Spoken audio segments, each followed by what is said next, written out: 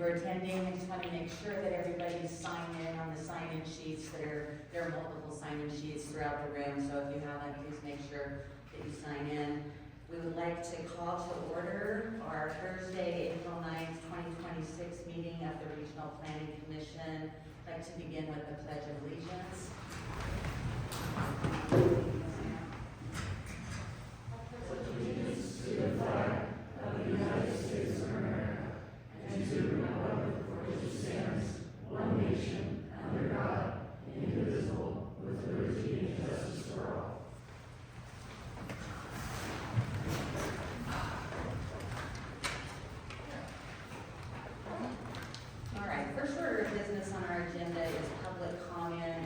This section of public comment is designated for discussion only.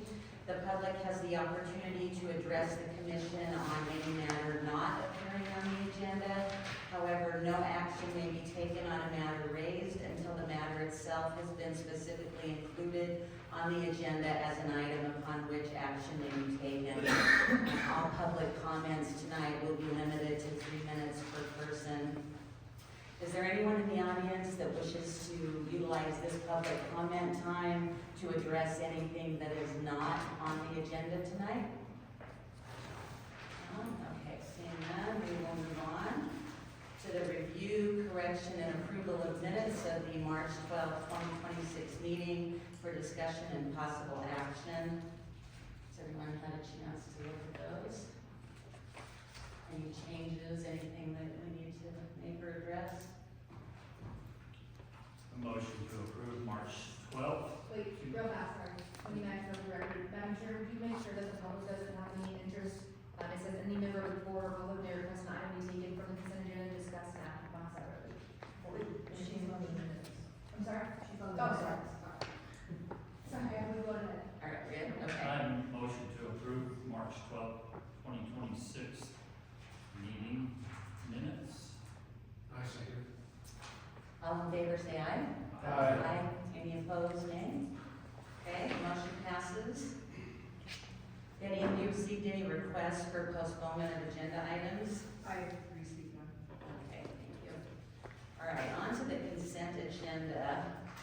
Consent agenda, this is where staff has determined there are no unusual circumstances or conditions that require discussion on the applications listed under this section. No letters or other objections have been received. All matters under the consent agenda are considered routine and may be acted upon by the commissioners with one action without extensive discussion. Any member of the board or the public may request that an item be taken from the consent agenda, discussed and acted upon separately during this meeting. All right, so we have we have six items here, so I'm gonna go ahead and move through each of these. I will read each of the items. These are all very similar, so we should be able to just handle all of these with one motion.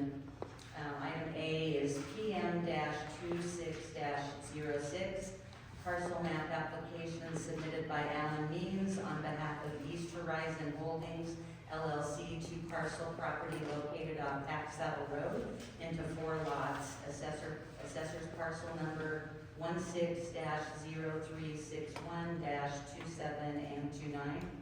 This map is number 1 of 3 sequential maps for discussion and possible action.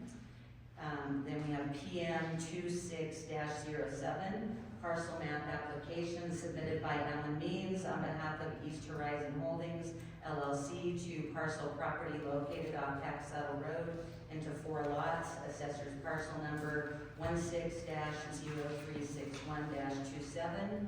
This map is number 2 of 3 sequential maps for discussion and possible action. Item C is PM-26-08, parcel map application submitted by Alan Means on behalf of East Horizon Holdings, LLC, to parcel property located on Pack Saddle Road into 4 parcels. Assessor's parcel number 16-0361-27. This is map number 3 of 3 sequential maps for discussion and possible action. Item D is PM-26-09, parcel map application submitted by Alan Means on behalf of East Horizon Holdings LLC to parcel property off Bermuda Road into 4 lots, assessors parcel number 16-0361-29. This is map number 1 of 3 sequential maps for discussion and possible action. And then item E, PM-26-10, parcel map application submitted by Alan Means on behalf of East Horizon Holdings LLC to parcel property off Bermuda Road into 3 lots, assessors parcel number 16-0361-29. This is map number 2 of 3 sequential maps, discussion and possible action. Lastly, we have item F, PM-26-11, partial map application submitted by Alan Means on behalf of East Horizon Holdings LLC to parcel property off Bermuda Road into 3 parcels, assessors parcel number 16-0361-29. This is map number 3 of 3 sequential maps for discussion and possible action. So are there any items on here, on any of these that the board wishes to discuss, or that we would need to move down into public hearing? Okay. All right, if not, then I will. Oh, does the public have any interest in commenting on these items or moving this into the public comments, the public agenda section? All right, seeing none, then we can go ahead and, make a motion to approve these.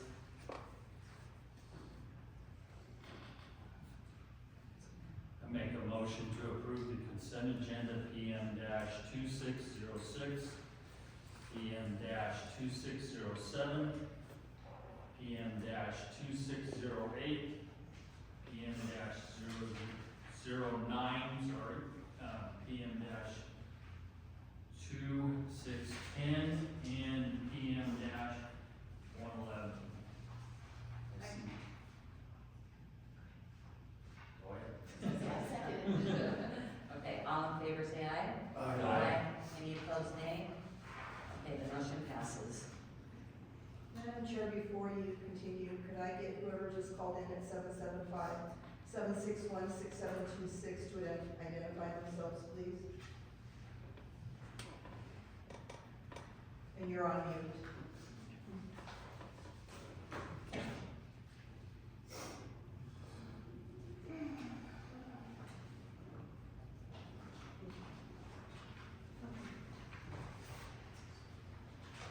You want us to just go ahead, Becky, or just wait?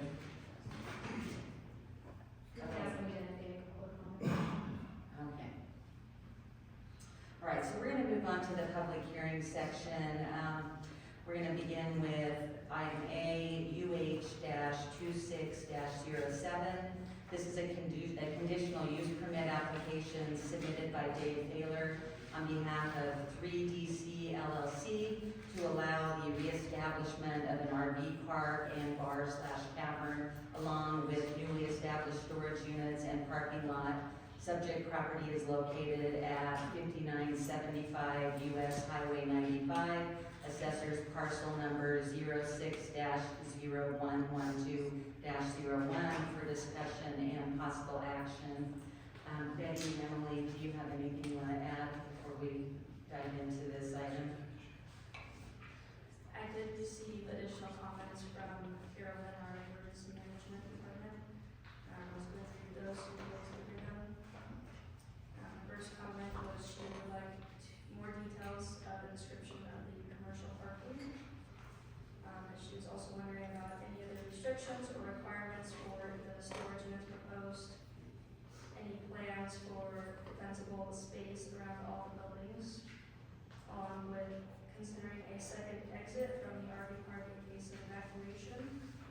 I do want to make a comment on that would be more up to DOT, not for us to determine for second exits. Can you go through those questions one more time, Emily, please? Just quickly. So Carolyn said, describe commercial parking, any restrictions or requirements for storage units, any plans for defensible space around all buildings, and considering a second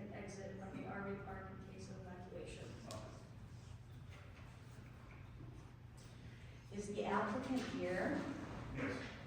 Thank you. Would you like to come up and just if you'll state your name for the record, and then we're going to have you go ahead and just, you can address the board and give us a kind of a description of your project and your plans. Sure. Standing or? No, you can sit. Yeah, sit, and you can speak into the microphone so everyone can hear you. My name's Dave Faylor, and I own the property at 5975 US 95.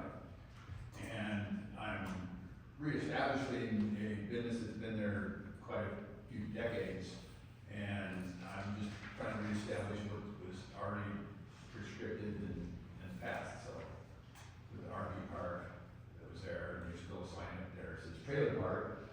And, the bar obviously is still there, there's a little sign out front that says bar, and then there's a residential house that used to be a tavern. What I would like to do is add a kitchen on the back of the bar, instead of using the house for a tavern, because LP Parkland doesn't, it's not as, and they don't allow that anymore.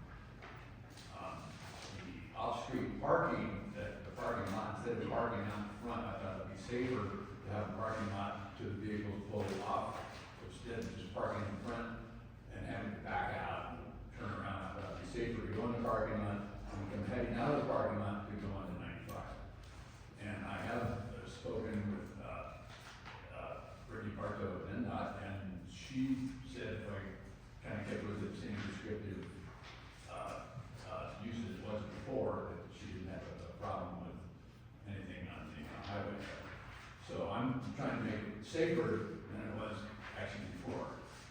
So, I think there was a question about commercial parking. I don't know if I need to say commercial or not. I was just trying to make an area, if semi-trucks came over and stopped there, just to have an area for them to go out front. The storage units, it didn't have storage units before, but I felt that was a very low impact traffic. And I'm not asking for massive storage facility, just, 50 units, 20 at first and 30 at, say, phase 2 or something. And I understand there was, so I answered some of the other questions that I heard about the comments. About the, safety part and, egress for evacuation out of the, trailer park. I have almost do it like a 40-foot wide road going in and out of there.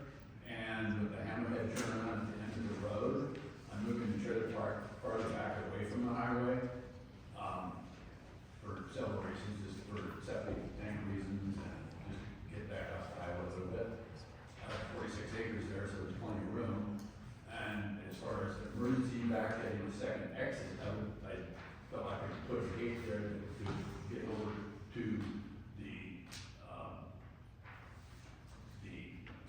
storage unit area, and they can come out to other commercial, or not the commercial, but the parking lot side of the, so it would still have 2 exits.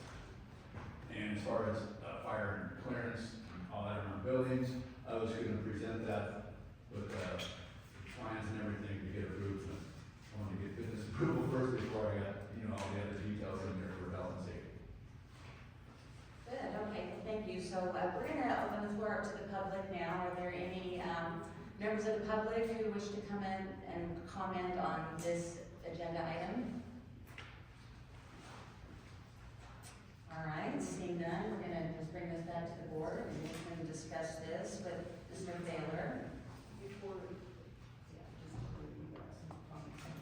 So aside from what you Oh, said up here. Brittany, we did receive a comment about a week ago from her, so I'm just gonna read that. Okay. And it is also staff report, but All right, and I also see Carol Lynn, so we see you, so we're gonna read one of the comments into the record, and then we'll have you address your comment, Carol. So Brittany from DOT said that they are requesting that the application obtain a standard occupancy permit for the existing access points / approaches. NDOT will require the permit application to outline the proposed business plans, zoning, property usage, and traffic generation. Any change in use in the future may require new permitting and roadway improvements. All right, Carol, do you wanna go ahead and make your comment, please? Thank you. Yes, I'd like to clarify a couple of the comments that I made. When I read the request, the application, you mentioned that this was parking for cars and semis. And now, is this overnight parking? Is this parking for just going to the bar and restaurant, or that's what I was wanting clarification for, because that's a whole nother animal if we're doing overnight parking. Okay, we'll have him address those as he's discussing questions with the board, okay, Carol? Okay, sounds good. All right, okay, so let's go ahead, we can now, go through any questions that we have for Mr. Taylor. So that's a great question. Is this planned for overnight semi parking? No, it's not. Are you gonna police that? Yes, because we close at 9 o'clock. I put the hours of operation, I plan on closing around 9 o'clock at night. Communicating on the season and weather and whatever. But I, want anybody to do semis overnight there. No, that's not my intention.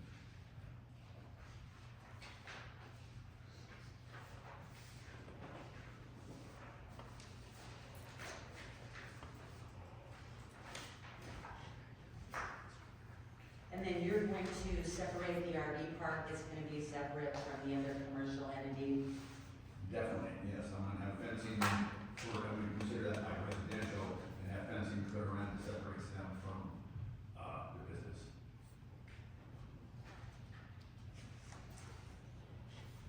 Are you thinking long-term RV, Yes.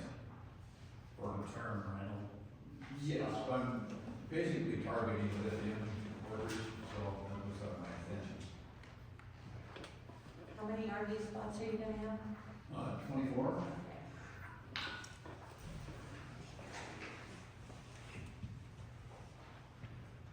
I'm gonna take it you got the water. No, I had to get the business permission first. I mean, there is a fresh well there and I have water, but, and it was commercial before. Had I gone after, it seems to be commercial water is still good, I had to get permission from y'all first to get the business approval first, so. Well, that's contingent, I guess, on, it's kind of a chicken or the egg. Right, I did. But yeah, they're good at tracking water. I understand. So on your map, the green, this one, Yes. that is what's the green is? What's The the green is the road and the kind of like squares along it, or the RV spaces. Okay. And then that circle at the end is a hammerhead turn around for fire trucks or anything like that. Okay. And then on the other side, the black. That's the, storage units. Okay. And the bar is the blue or purple, the town, down here closer to the road. Yes. What's that? The red is the bar. Red is the bar. Yeah, there's the Okay. next page is an index that tells you the colors are which.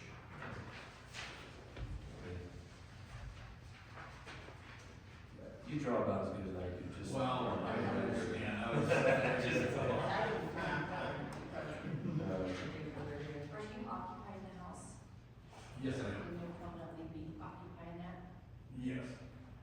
There'll be a permanent residence, and yes, I'll be there, and eventually I'll have a park manager.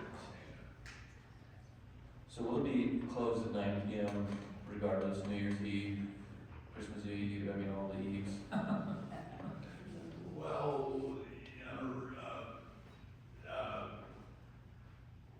I guess, yeah. You threw me on that one, so sure, I'll be closed at 9 o'clock. If that's okay, I mean, if there's some holiday thing, or I can't see it going past 9 o'clock, I'm not gonna do New Year's party at there. And it was that easy with NDOT because you have an existing business there. Because that's my biggest concern is Cause you have 290 is right close, that's a tough intersection, you can't see, you know, there's a little hill, so you can't see cars coming from the north very well. I guess that's beyond the purview of this body is, if you can get NDOT to go along with it, which you're kind of grandfathered in, it looks like. That's the biggest safety risk I see, is the road, and you're gonna have increased traffic right there. Right, I totally understand that. I did have several conversations with Brittany you know, she's looked at it and said, yeah, there is enough kind of egress for what was there prescriptive before, because it does have a bigger asphalt paved area for coming in and going out. But Are you gonna have to put in a turning lane? no, that would be if I were to increase what was there before. I mean, if I, you know, wanted to put in a bigger RV park or really expand a lot of other business there, then be a turn lane and a longer degress, the lane would slow down. Decelerate. I guess, and again, maybe I'm asking questions that we have no power over, but when it was in business, it was years and years ago when the traffic on that road was a fraction of what it is now. Right. And so I'm not trying to have to make you get a turning lane, but, that's a, Crazy road. it's Wendy, a I, crazy road. just for the record, I want to clarify. Please jump in here, because I'm probably off base. No, you're not off base. I want you to know that in 17.68090, that if you're trying to put any kind of condition on, you know, in regards to safety, health, residents in the, you know, adjacent areas, then you can do that as long as it's not a hypothetical, that it's gonna happen. Right, so our purpose for this application, our purpose or our job is to determine if the application meets the conditional use criteria listed in the Humboldt County ordinance, that's the Yeah, 17.680. Yes, 090, so, you know, we can discuss amongst ourselves, we can go through each of those items, you know, A, Well, B, C, D, E. And I guess that's where I'm at is on C, you know, undue adverse effect on road or traffic conditions. But how does that come into play when we have NDOT literally as the main concern in this particular case? Well, you can put, so what condition, tell me what your concern is, the traffic? Yeah, Okay, yeah. and so what kind of a condition would you wanna see in it? It would be subject to approval of NDOT, anything you do, but you can put A conditions. 4-lane road from Winnemucca to Oregon. Well, on his property. On your dime, Dave. Okay. So in the staff report already, it states that the applicant will obtain and maintain all required permitting and approval from the So that's in there. So my concerns are inherently covered by approval is you have to follow what NDOT tells you. The question is, do we want to go within our purview to insist on the limited conditions? Yeah, I think we need to look at this, we need to like, you know, start with item A. And just, you know, has the applicant agreed to meet all of the conditions imposed as part of the conditional use permit? You know, has he completed the application? So, you know, I think that, you know, that's all happened.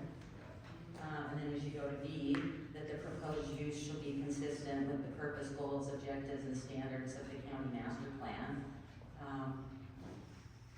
It seems to be that it is, and it was a prior existing business, which, you know, so, Is there residential other than you in that? There is, isn't there? Just the one house. Just the one. Across the There's some other outbuildings, small storage units, and just little garage and a shed. There used to be a store there on that part of the store. and then we have C, so Shane, that's the one you're talking about here.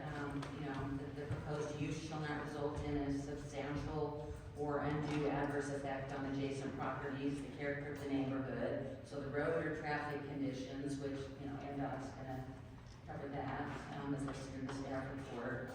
Parking, sounds like they've got adequate parking, public improvements or infrastructure, public sites or rights of way, the potential impairment of natural resources or other matters affecting public health, safety, and general welfare.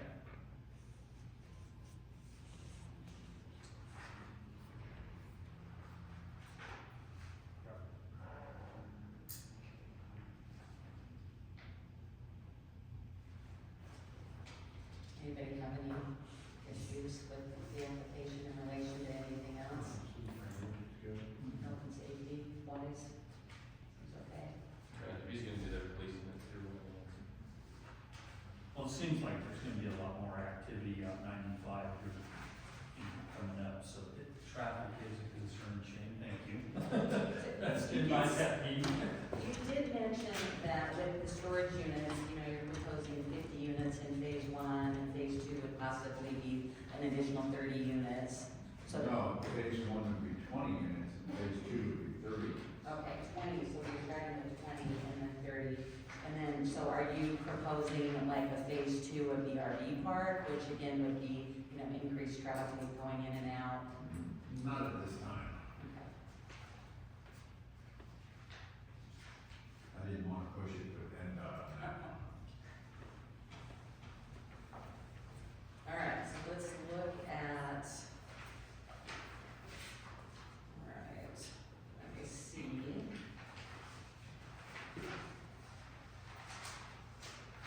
D is the proposed use will be adequately served by public improvements, facilities and services, and will not impose an undue burden on other users. Doesn't seem like there's anything there that would be an issue. And then E, the applicant for a conditional use permit shall have the burden of proof by a preponderance of the evidence to provide facts supporting the proposed conditional use permit for the purposes of legal clarity. This shall include the burden of going forward with the evidence and the burden of persuasion on all questions of fact, which are to be determined by the planning commission. Additionally, the applicant shall provide adequate information in the application and on the site plan to substantiate the findings required in this section. Sounds like you're willing to do what you need to legally to make this happen. yes, may I add something? Yes. About the bars, because the food part, I think is so important. I don't want people driving away from there just with alcohol, I don't want to be, so I can't use the house as a tavern anymore, so I wanted to add 1,200 square feet on the back of the bar for new kitchen and new bathrooms.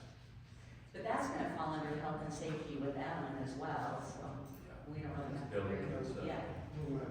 Yeah, we don't have to worry about that one. You can have signs, like no overnight parking signs. I can You do don't that, want overnight parking. I can do that, that would help. I think that should be, Yeah. That should be an issue. because if Yeah. you're gonna have a nice big, you know, parking lot and all, and, it's gonna be enticing for truckers to want to. Right, well, the Sinclair gas station at the corner. Right. They have overnight Right. parking there, so. That's a question I was just gonna ask. None of our Yes, business. Sinclair. That truck's parked in there. I'm sorry, the Sinclair, yeah. Yeah. And so for your RV park, so you are looking for long-term, long-term commitments, not, you know, just short-term, someone hunting, traveling through. Correct. Long term is what I was looking for. Okay. You're not gonna put any trailers on there yourself, are you? Well, I have, I mean, to rent out this, like, yes, I am. But it would be more permanent if I have if you want to circle back, I have it's a pre-made, it's not like a trailer, it's a pre-made, made by Boxable. And they do roll in there by wheels and they unfold out and it's kind of plug and play and they can fold it back up and roll it away too. But I was gonna put those in, decks around it and so forth like that, so that's just my. So that those park models. Yeah. Like those what? Connexes. Oh, Well, a little nicer looking and better features than they have, but yes. They're pretty nice. Yeah, they're pretty nice. how many? Park all over. 24? Okay, so it's technically, so here's where I get confused, guys, so then it's technically not an RV park then necessarily, so people aren't coming in with their RV and renting your space and with their RVs, so. And leaving the next day, or something like that. That's Yeah, not- or even a long-term RV space. That's not what he's talking about doing. It's Am like I a right? community. True. Yeah, but I mean, believe that's the difference. I mean, there is a difference, but it's a park on RV instead of someone rolling in there. So his business model is to be a more semi-permanent instead of more transient. Right. So this is, if anything, than having people with 40-foot RVs coming in and out of there all the time. Yeah, there wouldn't be new people coming in, not aware of traffic conditions, right? It would be the same people. Which would help for traffic. And most of these people that be coming in, that you wanna do is for people that's working at the lifting mine, that find a place to live, to stay, and close to the job. Is that what you do? That's my intention, yes. You need to talk into the microphone. Oh. I thought I had a big mouth, I didn't know. So that's what, that's why you do this, because cause I know we have a problem with houses here in town. So you wanna put something there for the people that's working at the lifting line, that they can be closer to the job, and that's where they're gonna be living for a while, anyway, until they. But they wouldn't have to be a lithium employee, would they? No. No. It's okay, for so they- anybody. Because we have a housing shortage in Humboldt County, so like anybody who's looking for affordable, long-term housing or someone could Sure. apply. And then I don't know what your application process is to accept your applicants into those trailers, but, you know. Right, I was actually gonna have an oversized space and have it a nicer RV spot with the actually yard so you have a dog and so forth, so. I mean, I wanna make it family style, not just, Yeah, so you said you're fencing it, are you gonna have lighting around it? Yes, there will be lighting, yes. Lighting. Lighting and some landscaping. Landscaping. Yes, Okay, nice. yes. And there was one there before, it's not there anymore. Am I right? When he was talking about, what there, you talked there before? Or I don't remember the RV part of that, but I do remember, the bar and. It was called Trailer Park, the sign's still up there, the neon sign, it still says Trailer Park.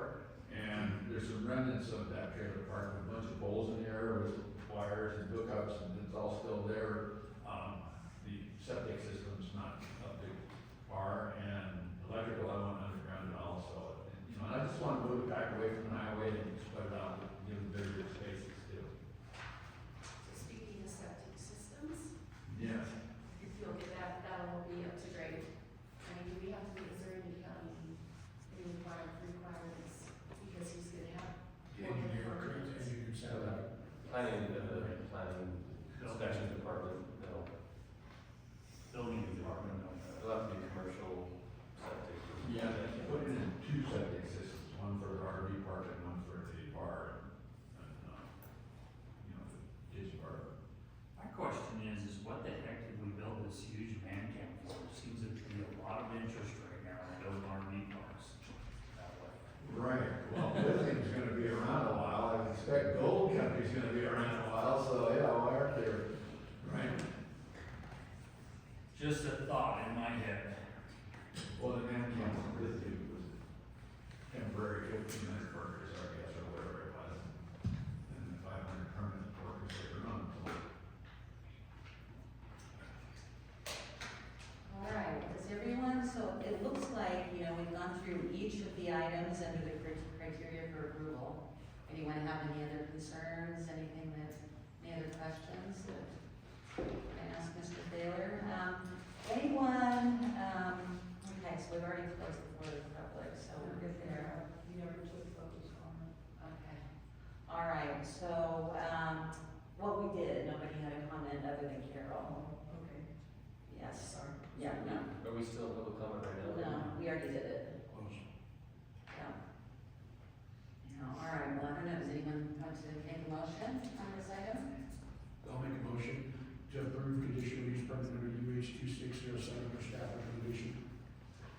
Did you want to add the condition of no overnight parking signs?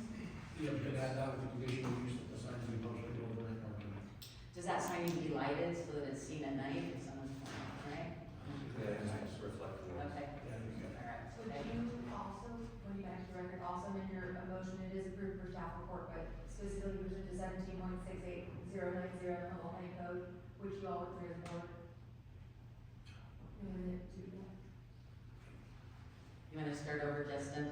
And just Yeah, just reference this You need to code? reference the criteria for code. Reference the code.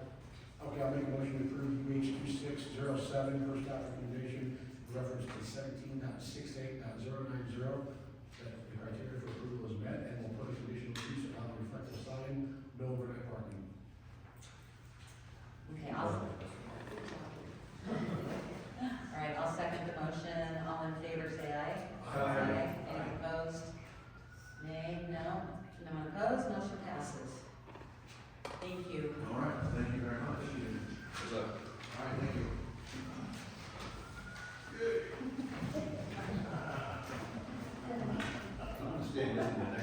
All right, we're gonna move on to item B. This is UH-26-04, a conditional use permit application submitted by Giovanni and Shannon Giordano to allow. You looked at the wrong agenda, you were second level, there's a zone change that's next. You gotta jump to zone change, this is not. Okay, what are we doing? Oh, okay. Oh, we are going to this, okay. All right, RZ-26-04, this is a zone change application submitted by Joan Morton to change the AR agricultural residential zoning designation to GC general commercial zoning designation. Subject property is located at 1625 East Second Street, assessor's parcel number 15-0362-33 for discussion and possible action. All right, is the applicant here? No, she's not. Okay. Do you want me to read? Yes, if you want to go ahead and the information that you have on this. So the applicant is asking for the zone change. I believe she has listed or is going to list herself property, and she felt with a commercial zoning designation, she'd probably be more likely to sell it. There are mixed uses out there. There's RV parks, there's a tire shop, there's several, actually there are mobile home parks. The master plan is commercial out that direction. And I did include a list of what is allowed in general commercial in the city. There are a lot of these residences are also allowed. So if somebody wanted to come in, they could homes on it too. And people were notified, property owners within 300 feet, and I received no comments regarding the zone change. This is some of the same stuff that we went through a month ago, wasn't it, Randy? With the zone changing? On this property? No. So when you enter the record, I just wanna remind you that your zone change standards are, in 17-71030. I can plug in, you can pull it up on a screen, or I can just read them to you. The standards are, one, the action will be in the public interest. Two, that it will not be detrimental to property surrounding or adjacent to the area. Three, not in conflict with the adopted master plan for the area. 4, D, the proposed zone change will not adversely affect public health, safety, and general welfare. And then the last one is E, its newly proposed zone will have no effect on the existing developed land use pattern in the immediate area, specifically with respect to the question of land use compatibility. And this is one that we're gonna recommend, so, the motion is to recommend it. Is there a map? Did I miss a part of this? I didn't get one either. Yeah, I don't have all the information on this either, but, We know Carlos Villa was notified, he's the guy that, I mean, this almost surrounds him, his little half-acre spot. Yeah, he was within the 300-foot notification. Required by statute or code? Pardon? Required by code? Yes. No. I'm gonna open the floor to the public right now. Are there any public comments related to this zone change? Anyone on the computer? I don't see any, so seeing none, we will just bring this back to the board. I mean, it doesn't sound like, it sounds like it's,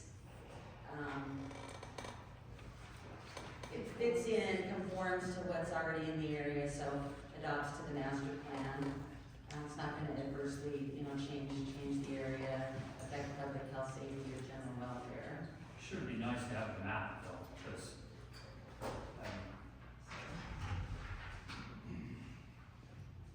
Can I also have the map pulled up on the assessor's website? oh, he's got a map. Okay.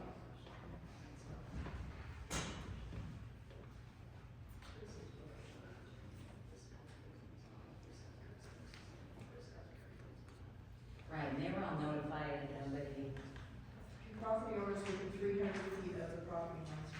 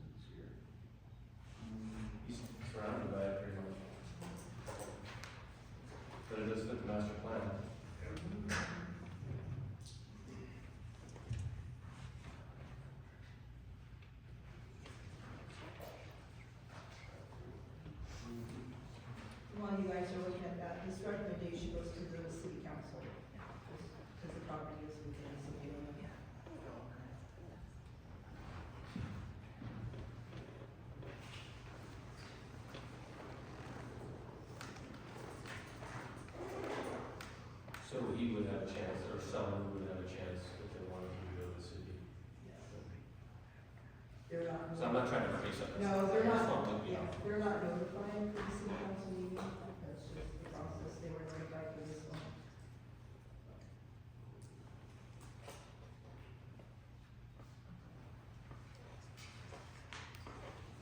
Anybody see any reasons why not to approve this?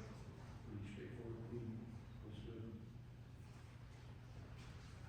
That's the RC 26. Yeah. I'll make, a recommendation to, reapprove it to the city council for staff report RZ-2604.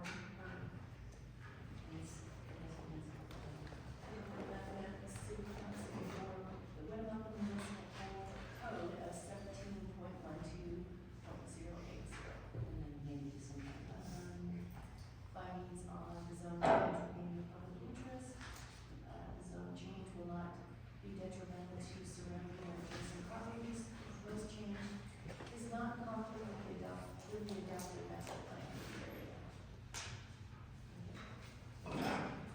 Is it a second? That's it. All in favor, say aye. Aye. Any opposed, say nay. Okay, the motion passes. Who seconded that? I did. I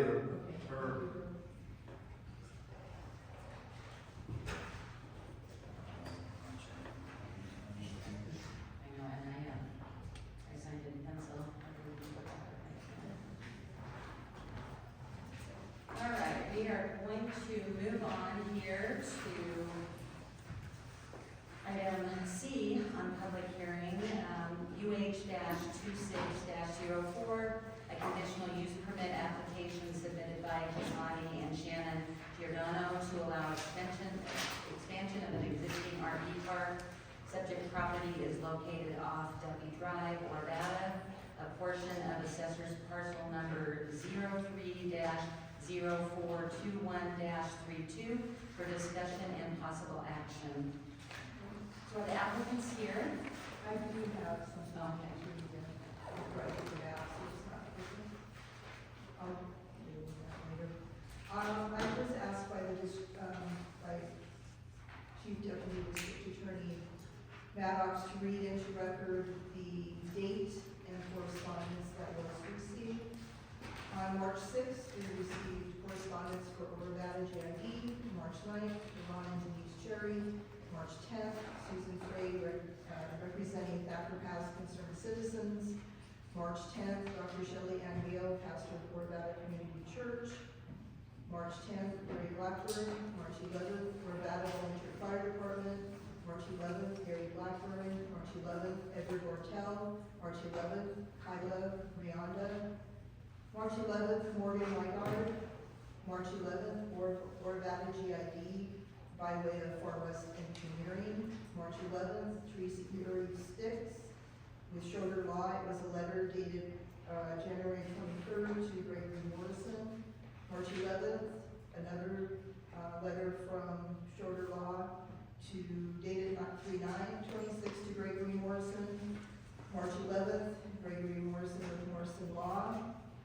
April 1st, Kevin Servatius, Joe Santi, Dave Rogers, Jim Thorne, and Shannon Giordano forwarded that email. April 1st, Kevin Servatius via Shannon's email. April 1st, Shannon Giordano. April 3rd, Gregory Morrison, Morrison Law. April 7th, Teresa Muir Sticks with Shorter Law. April 7th, Gene Williams. April 8th, Edward Bartel. April 8th, Brenda Bartel. And April 9th, Edward Bartel. All of the correspondence is in the application file on the planning department. And Madam Chair, we ask for, all of those comments that have been submitted to be made part of the record, as well as, obviously, as you know, even though the correspondence from legal counsel can be made part of the record, it's not evidence that you can rely on to making your decision. So I'd ask that be made part of the record, and I also would ask if anybody hasn't received any of those correspondence, and/or if you need additional time to review any of it. Did everyone get everything? I mean, I think we've got some big stacks here that they have. Yeah, I know we had some things come in at the very end of the day today, but did everybody see that last email that came in From Betty? Yeah, from Betty, I can share this one with you. It was forwarded to you from Mr. Bartel. Yes. Yeah, this one came in just kind of, yeah, at the end of the day today, so. All right, can we have the applicants come up? If you want to state your name for the record, and you can tell us a little bit about. If I may. Okay, so are you going to be representing the I applicants? just wanted to, introduce them essentially. My name's Gregory Morrison, I was mentioning this, thanks, Mayor, for the journalists. Initially, I was gonna come and try to make sure this discussion was steered along with county code guidelines. I've seen that's absolutely how you do it, so I need not say that. And I just want to remind everybody that this is my client's opportunity to help you build the record. So anything I've said isn't evidence, so I would ask that you please, if you have any concerns or questions about this project now, please ask them. Take that. We don't know. All right, why don't you go ahead and just, tell us about the application and what you're proposing? Okay, so as many of you know, we have Sawtooth Station and Sawtooth RV Park, and we've had that since 2019. Over the years, even during COVID, we built our business. I am not a perfect human, but I am very, if anybody's been in my store, I'm always there. Work really hard, and I try to create issues. So with this RV park in 2021, probably in December, or January 2022, even during COVID, we started seeing a lot of people wanting to use our RV park for various reasons. Yes, we've had construction crews, yes, we've had hunters, I have about 6 groups of snowbirds, I have 10 squirrel hunters that are very irritated at me right now because I don't have anywhere to put them. And a lot of that is because we are welcoming there and I am part of the community. When we have started all of this, we have tried to work with our neighbors. Shelley Gale was the first person we talked to. Now, obviously, some of this stuff that people that have concerns, I didn't go to every household and discuss because I haven't got to you guys yet. I do have very many state entities that I have to listen to, follow the laws, and I feel like I do that very well. In the past, with my RV park, I have generally vetted people certain ways. One, just by me knowing them, whether it's as a customer, or if I know the farmer or landowner that they rent from, or, our cousin calls and they have a family from California, or if there are people that are staying in the area for jobs, I call, I see who they are working for, I call their office. If those people cannot vet and prove to me that who they are, then I say no. There's many times I say no, I don't say yes to everyone. I do try to figure out who they are, where they're from, and I try to verify that. Without even signing on the sheriff's office, but I do try to do my due diligence. I have brought the sheriff's office, the highway HPs, even the VIA stuff in our store. I have a lot of, I try to bring people to the store to try to help all of us. With this RV park, I wanted to expand it, and the thought was to go across from our existing RV park because the parcel that my existing is on is too small, so we were gonna go across the road. We wanted to do 50 spaces, that is all we are asking for at this moment. The focus is not permanent resident, it is an RV park. There are people who come and people who go, and it is a variety of individuals. And I have rock climbers that are crazy enough to try to rock climb behind the trap house and stuff, so we don't go on the hill. So we have just a variety of customers that we are trying to serve, and we have a business, and I would like to grow it if the opportunity is there. So any questions on how to do any of that, I am an open book, and any suggestions to try to change how I do things or to make it better, open book. I have no problem doing what I need to make it work. So, Thank you. We're gonna have a lot of questions for you at one point here, but we're gonna open the floor then to the public, and we're gonna give, so anybody who would like to come up and make a public comment at this time, I'd like to have you just use the microphone, state your name for the record, and we're gonna limit public comments to 3 minutes. If there's anyone in the audience, and then we will look on the computer too. I know we've got someone raising their hand here on the computer, but Is there anyone in the audience that would like to come up and comment at this time? No, I certainly would. Go ahead. May I? Yes. Yeah, just give us your name and. Here you go, or about. I understand that there's a little bit of a problem with the water. It's nothing that can't be overcame. What I don't understand is why everybody is in such a freaking uproar about all of this. It's pretty simple. These folks own this property. They've come to you, it's up to you to give them in, to roll out and do good for the community, I assume. Anything that they have problems with their neighbors, them, and their neighbors need to work that out. So, basically, that's all that I have got. The water thing, I saw a sheet in this that said the tank is only at 125,000 gallons. And the minimum for the community is 144. And it seems like that well one puts out like 165 a minute.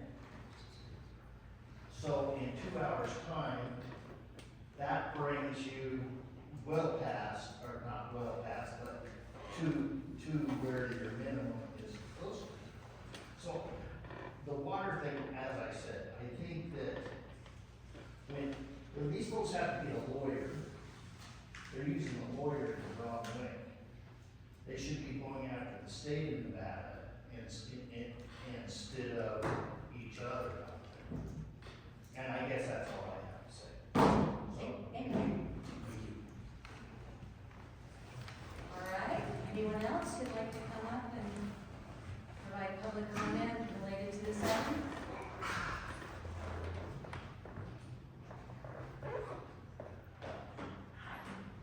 My name is Tina Rodriguez, and I'm the clerk for GID. I'm here with some of the board members and the chairman.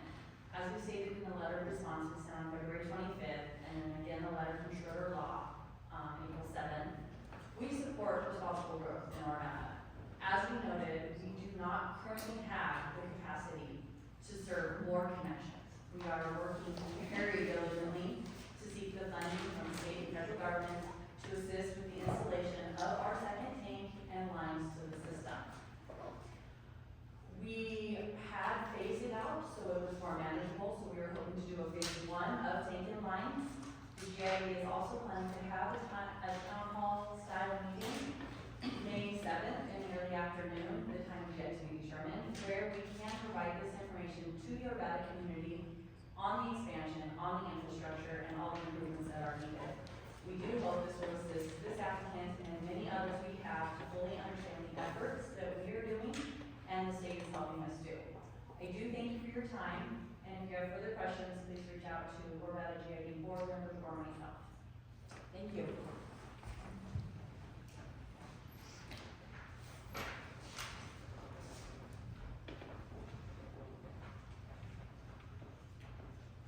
Thank you. Just speak into the microphone and give us your name for the record. I am Susan Fry with Dr. Bass Concerned Citizens. And I am Clay Smith with Dr. Bass Concerned Citizens. Didn't think you guys had enough paperwork, so. Yeah, I had thought to we run could to bring Walmart. some, but, for the record, I, just handed you guys some documents about the, And this is something new, so maybe are we gonna have to just put this, have this added? Well, and you all, anything could be made for the record, that you guys want, but, it's about the Humboldt County Source Water Protection Plan. Mike, I want to make sure everybody has a copy, and I just want to make sure whenever we give something to the board, we're required to give it to the public if anybody wants one, so I just want to make sure we have extra copies if I can make one. think there's 8 copies there. And I grabbed one for the file. Well, there's 7 board members. She had 8 copies.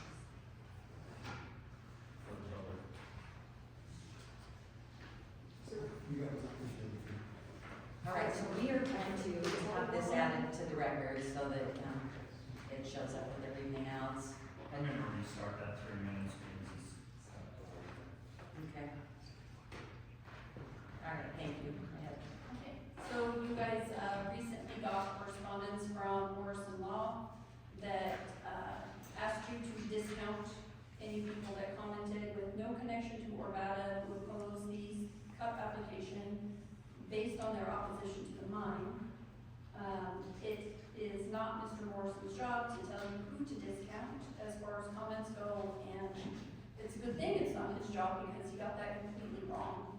The Thacker Pass Concerned Citizens have been working in Orvada for 5 years now.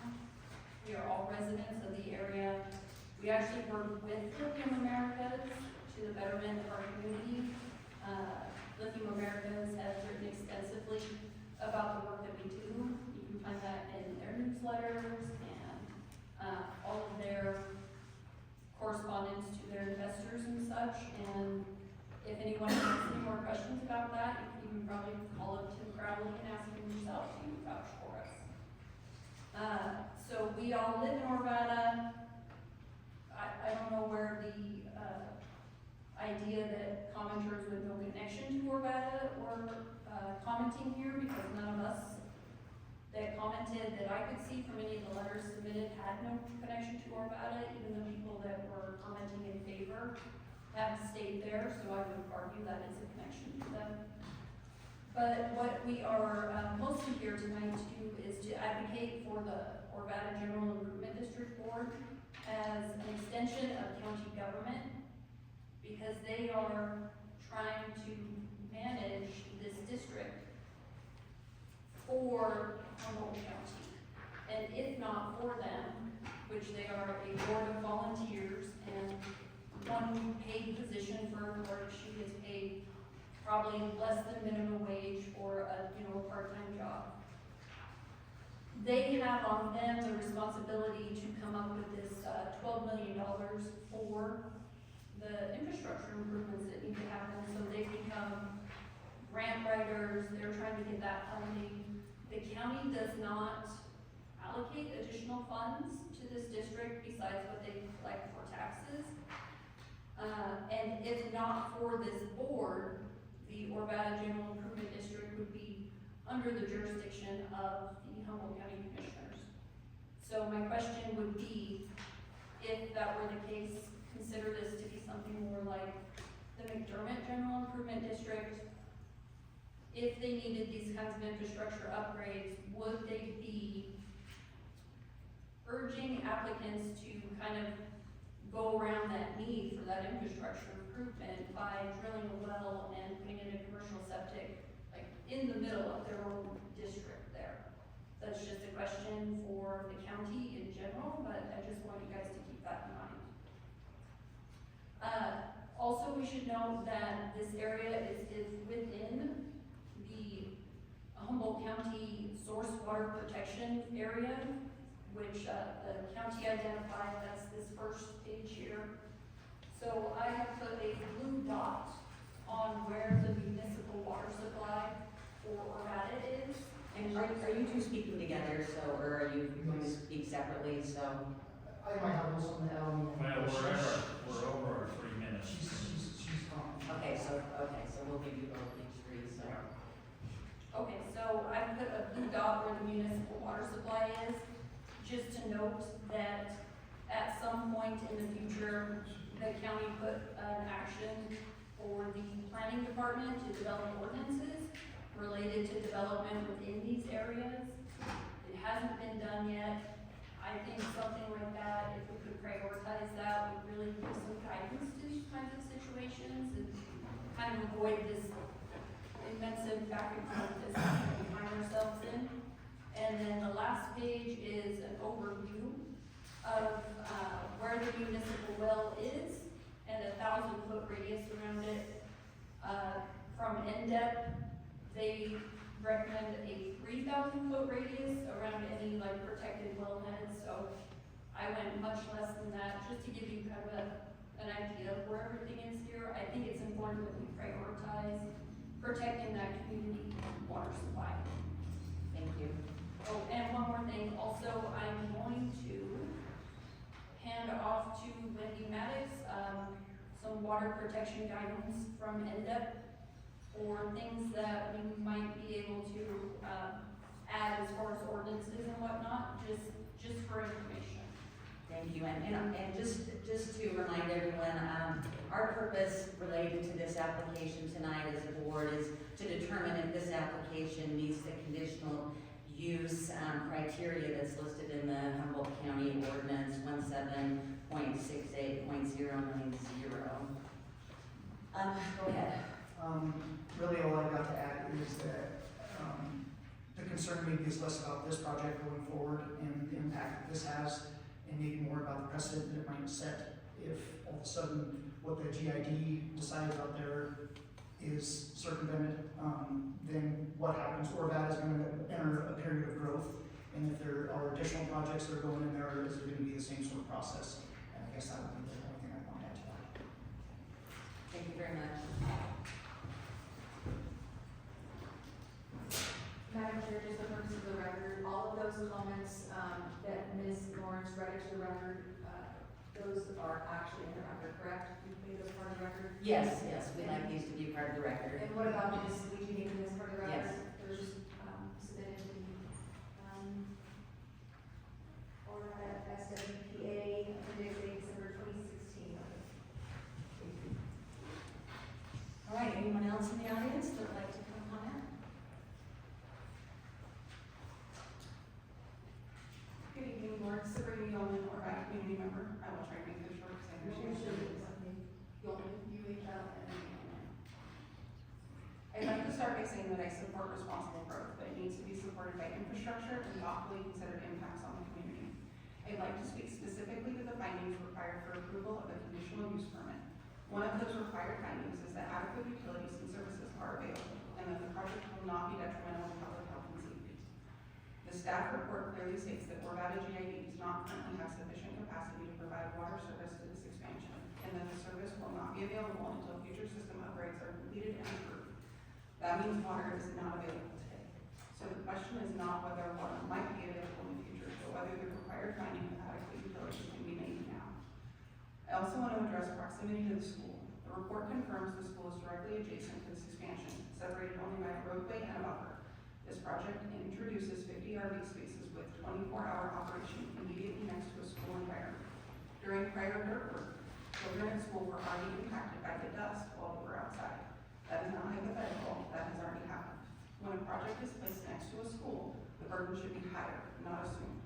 A buffer does not eliminate impacts, and proximity alone requires careful consideration of compatibility. I understand there are long-term solutions, including system upgrades and a proposed new school, but those solutions are not in place today, and future fixes do not resolve current impacts. So the question again is whether the required findings can be made now, given current conditions.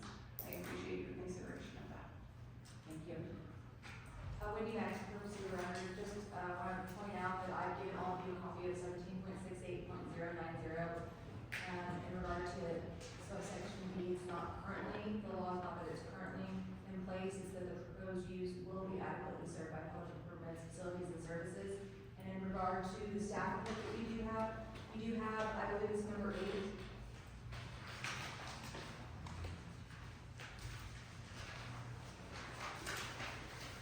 We do have a condition on there, no, sorry, I'll let you back to the one, I just want to point out that, applicant will provide documentation from Orvada JD and PMA are working on expanding water and sewer service, or documentation from the state of Nevada engineer office and the right placement of well septic system. I would just ask for that first part to be amended, essentially, applicants, if you decide to approve this, they need to be able, before they're operating, before they're open for business, so to speak, they need to be able to provide documentation that they've either received water service through the OGID or, the state engineer and NDEP have allowed them to have water. Anyone else in the audience that would like to come up and comment?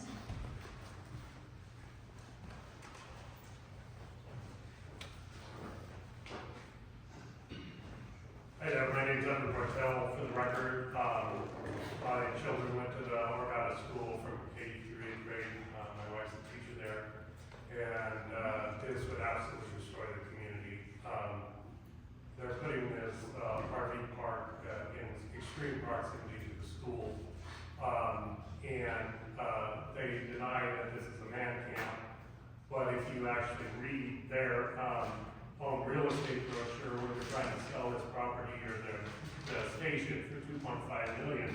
It says, the mine has just begun construction and will be over 500. The mine workers have the park 100% occupied. That's a current park of 8 people. And the community worked really hard to get this, workforce hub here in Winnemucca, because that's where the mine workers are supposed to be housed. And it's a fact that when you house these people in the community, crime rate goes through the roof. And, there's provided you that documentation.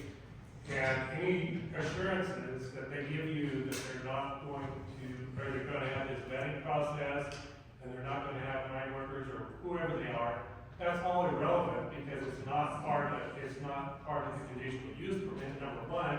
And number two, as soon as they sell this property, they're gonna do whatever they want with it. And the biggest, best way they can get the most money is renting it out to the mine. And there's nothing in the conditional use that prevents that. I shouldn't say renting it out to mine, renting it out to mine workers. The mine has said they don't have any affiliation with it. And this extreme proximity to the school, yeah, if this doesn't destroy the character of the neighborhood under the Humboldt County statutes, I don't know what will. And like I say, there's, and the other thing is, with respect to, there's this option that they made, was spoken to earlier about the municipal water system. There's an option where they may have this competing water system within the municipal system and have a septic right next to the municipal water supply that supplies water to Oroville, GID, and the school. So I've laid out pretty extensive comments. It's pretty clear there's multiple provisions of Humboldt County Code this is in clear violation of, and this is going to destroy our school, destroy our community.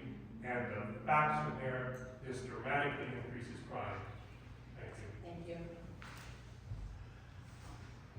Do we have anyone else in the audience who would like to come up?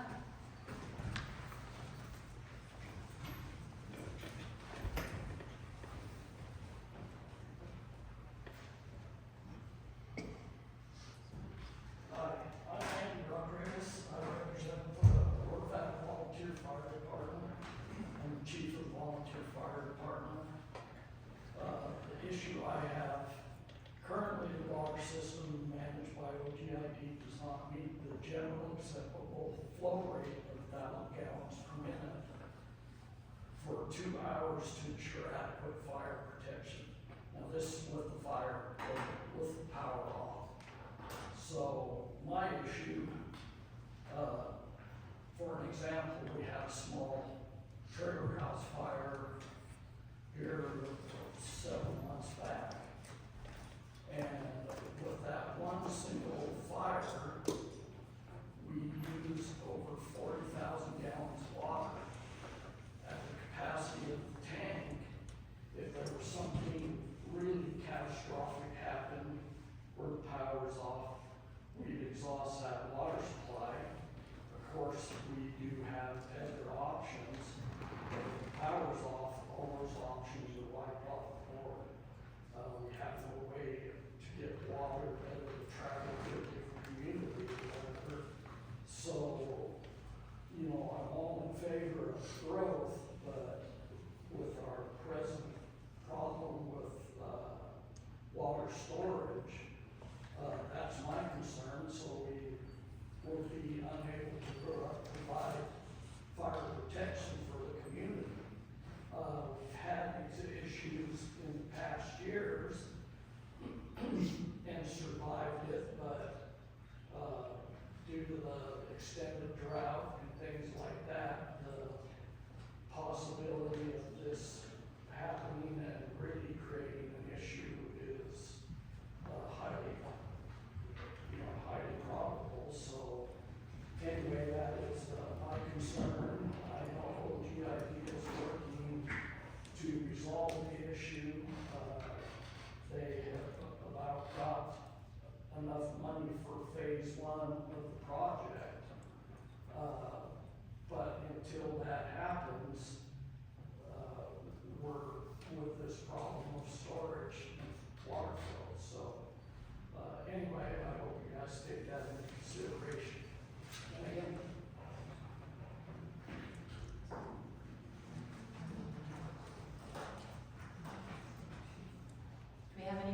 who would like to come up and comment?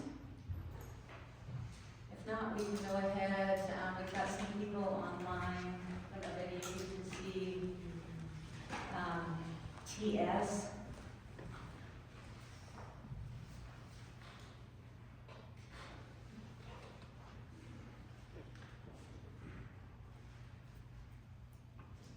If you want to go ahead, is it, SCO? Thomas Scott. Yeah, go ahead, Tom.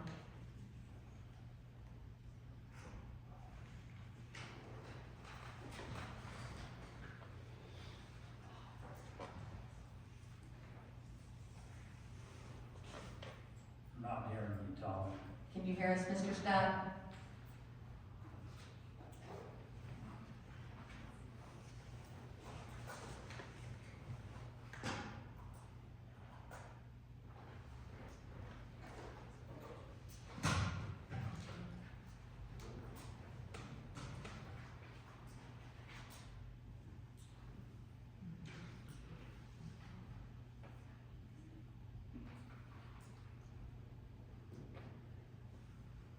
The difficulties must be on his side. Yeah, we unmuted him on our end, so. With this, image up here, I mean, I only see a few, right? Is there anyone else? Yeah. Anyone else raising their hands? No one else. All right, so Mr. Scott, we can come back to you. Okay, Brenda, would you like to go ahead and comment? Yes, can you hear me? Yes. Okay. So I sent in a public comment that you have or should have already read in front of you, so just for review, I'll just kind of go over some highlights from that. That's my main concern is for the safety of the children at the school. As my husband mentioned, I've been teaching there for 11 years. Both of our kids went to school there. And then they went on to Lowry. We feel like the Orvada schools provided an excellent educational opportunity for the community. And the proposed RV park, it really threatens student safety. It's extremely close. There are pictures that you have that I submitted, just showing where the Giordano Way Road is. We have 3 teachers and 2 aides currently at the Orvada school. We don't have a police station in Orvada. We don't have any medical facilities to support a transient population. The fencing, in the application, there's no fencing around the RV park that is stated.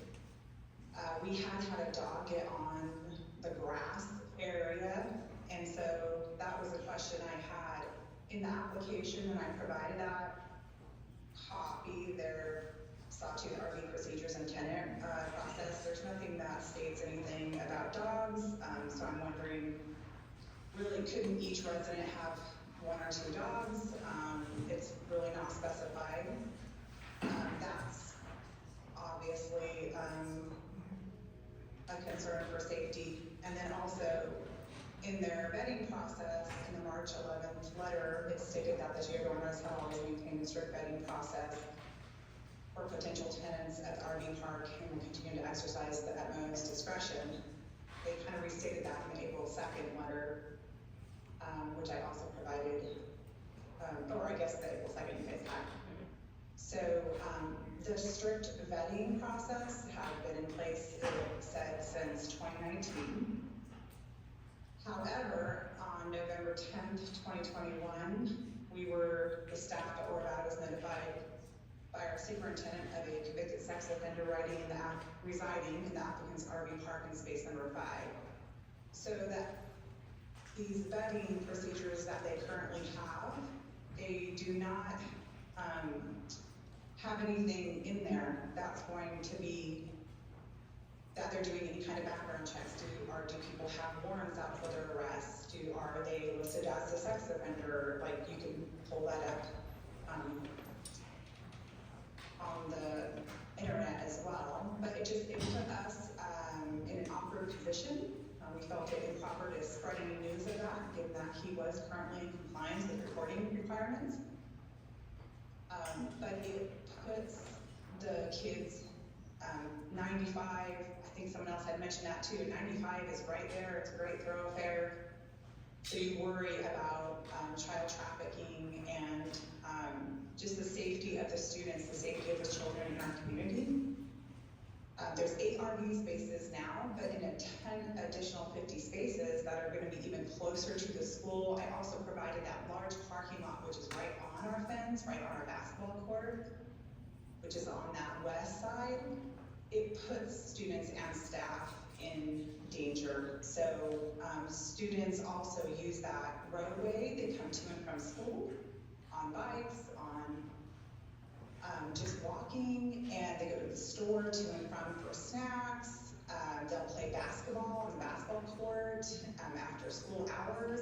So there's no security, and they're relying on the deputies. They're relying on them to do their security without any type of security or in their application. So that is my main concern, is for the safety of our community children, and I do believe that it is inappropriate and it's also illegal underneath the county code, as I noted in my letter. And so general welfare is part of that county code.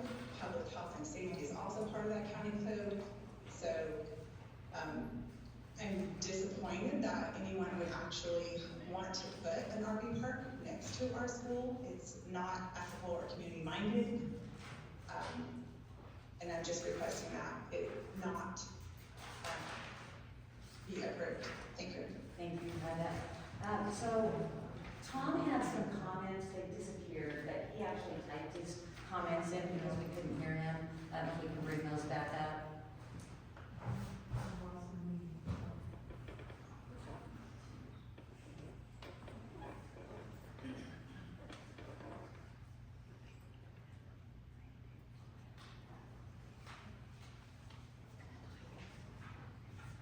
So Tom Scott is a BLM engineer.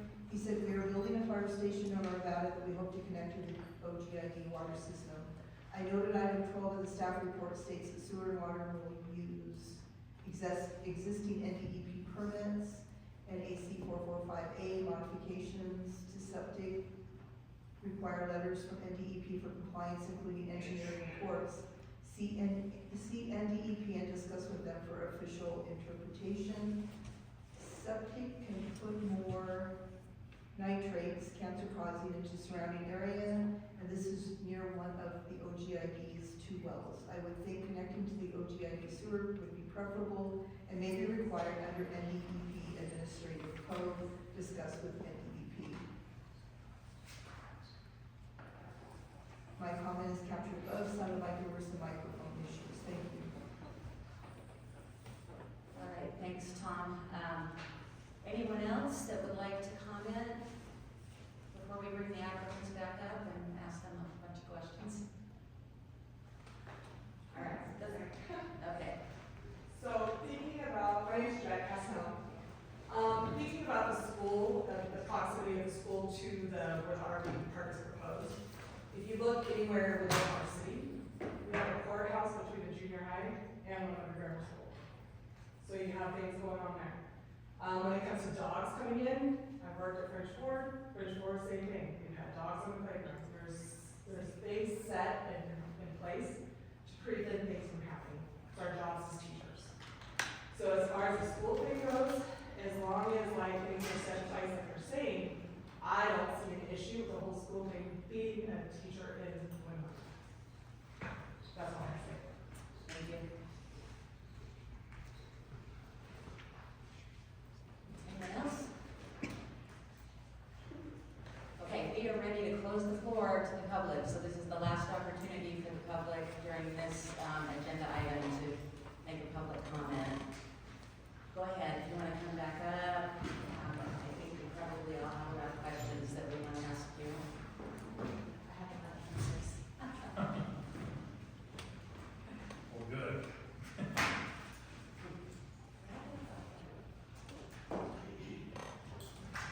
was, how do you pronounce your last name?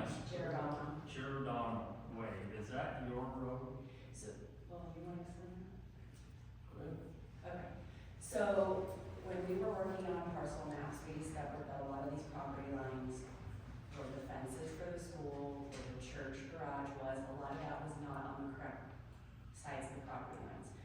So we have adjusted, we line lot adjusted for the church and made it so that their stuff was where it was supposed to be. And in doing that, that road at the time was like this little road, and, you know.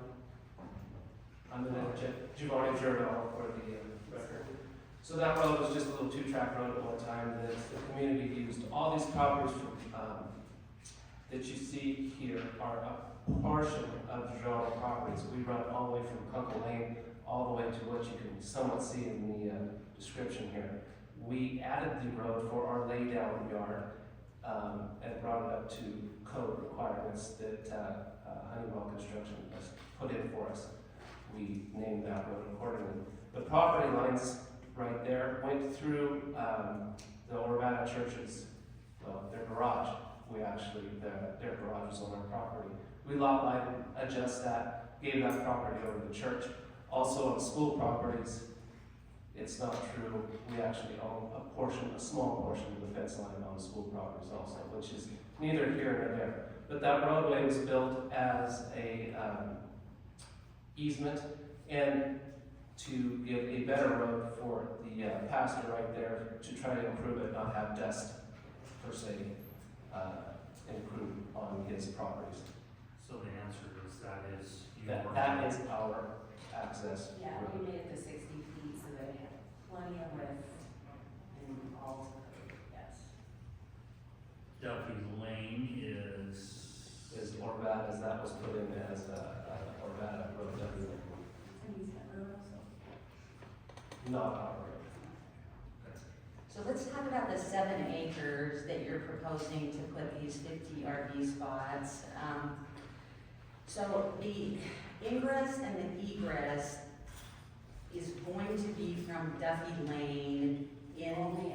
Okay, so nothing from Giordano Way or anything. No. There's going to be a specific, an in and a specific out. People won't be driving, anywhere other than just off the Duffy Lane, in and out. I guess one of my questions was, because you have your 100-foot buffer, which, you're saying is, 6 to 10 foot tall sagebrush. I don't know that I've seen 10 foot tall sagebrush, but, I'm sure, so I don't. but anyway, and then you've got the road, and then you've got the school area. Anywhere else that can go on that 7-acre parcel? Well, the RV spots aren't gonna be down across from the school. We can fit, that is 1,250 feet from Duffy Drive to where our property line is, across the back there. We only need 550 feet to put 2 rows of trailers, and that's all we're doing. So those trailers are gonna stop before the end of the pastor's, house there. So it'll be halfway. So the trailers aren't gonna be going all the way down. Yeah, I guess there's just, the application was, Yeah, hand drawing, Sure, it was yeah. just kind of And unclear of as course, to what was happening. when I had to do the application, we were still talking to like Mr. Gale and, Mr. Hendricks about, all of the church stuff, just to try to be, to get input, because they literally are right there. And, I've had conversations with Humboldt County School District, and so that's why, this is just a generality. Like, we are willing to work with whoever to make this as palatable to as many people as possible. We are not here to be dictators, and I certainly don't want the children to be endangered either. But I would, if it's, I'm just willing to do whatever I need to, and I'm up for suggestions. If I need to, add certain questions on my application process, like, hey, are you a convicted felon? I'm willing to do that. If we need to change the direction of the trailers, in my thought, we were going to keep them close to Duffy Drive have them in and out. There's only 50 spots. It's not gonna be the full 7 acres. So where would it stop then? like kind of right where where it says RV spots, where that S is, it'll be from there to Duffy Drive. Because the spots are 20 feet and, wide, and then they're gonna be 50 feet. 50 feet. And then we'll have, kind of a U-shaped driveway, so that when the trailers drive in, they can pull through, so when they drive out, they drive out. And they'll be double stacked. The other reason too, was talking to Mr. Gale, it would be better for his line of sight. I didn't put fences and lighting and all that, because I didn't know what people were gonna suggest. Again, you know, this is, you know, we're an open book, so, you know, we need to put more, I wanted to keep it more natural, or, you know, barriers, just because I think it'll look nicer. We can have fake trees, you know, I've already, like I said, we've had several conversations with Mr. Gale, so the pool of options is still, you know, kind of being figured out. So none of that's, to me, none of that's an issue, like it's workable, right? Like it's, Right, in the school, the church, they were mentioned in some of the comments and, you know, some of the materials, so it doesn't seem like they have any opposition, and really nobody's here representing the school district either. There are some people who are concerned. and we understand the safety, just with the, you know, being that close to the proximity, but that's better, that is closer up to Duffy Drive. It's not, in my mind, I'm thinking, you know, these 50 spots are going all the way down to the end of this, which is, you know, down on the end where the school is. Originally, that's what we were thinking, just for easement of trailers coming and going to either positions, giving them that egress position out the other direction. But with the concerns of traffic and whatnot going by the school, that could all be subject to change. Like I said, that's why we're concerned, if the people were concerned about them going further down there, then we could double them up and keep them on the top end of that portion of that property. So what's the makeup of your current tenants right now? If you're, you know, completely full, are they like long-term? So we are a true RV park. Yes. I have no permanent residents.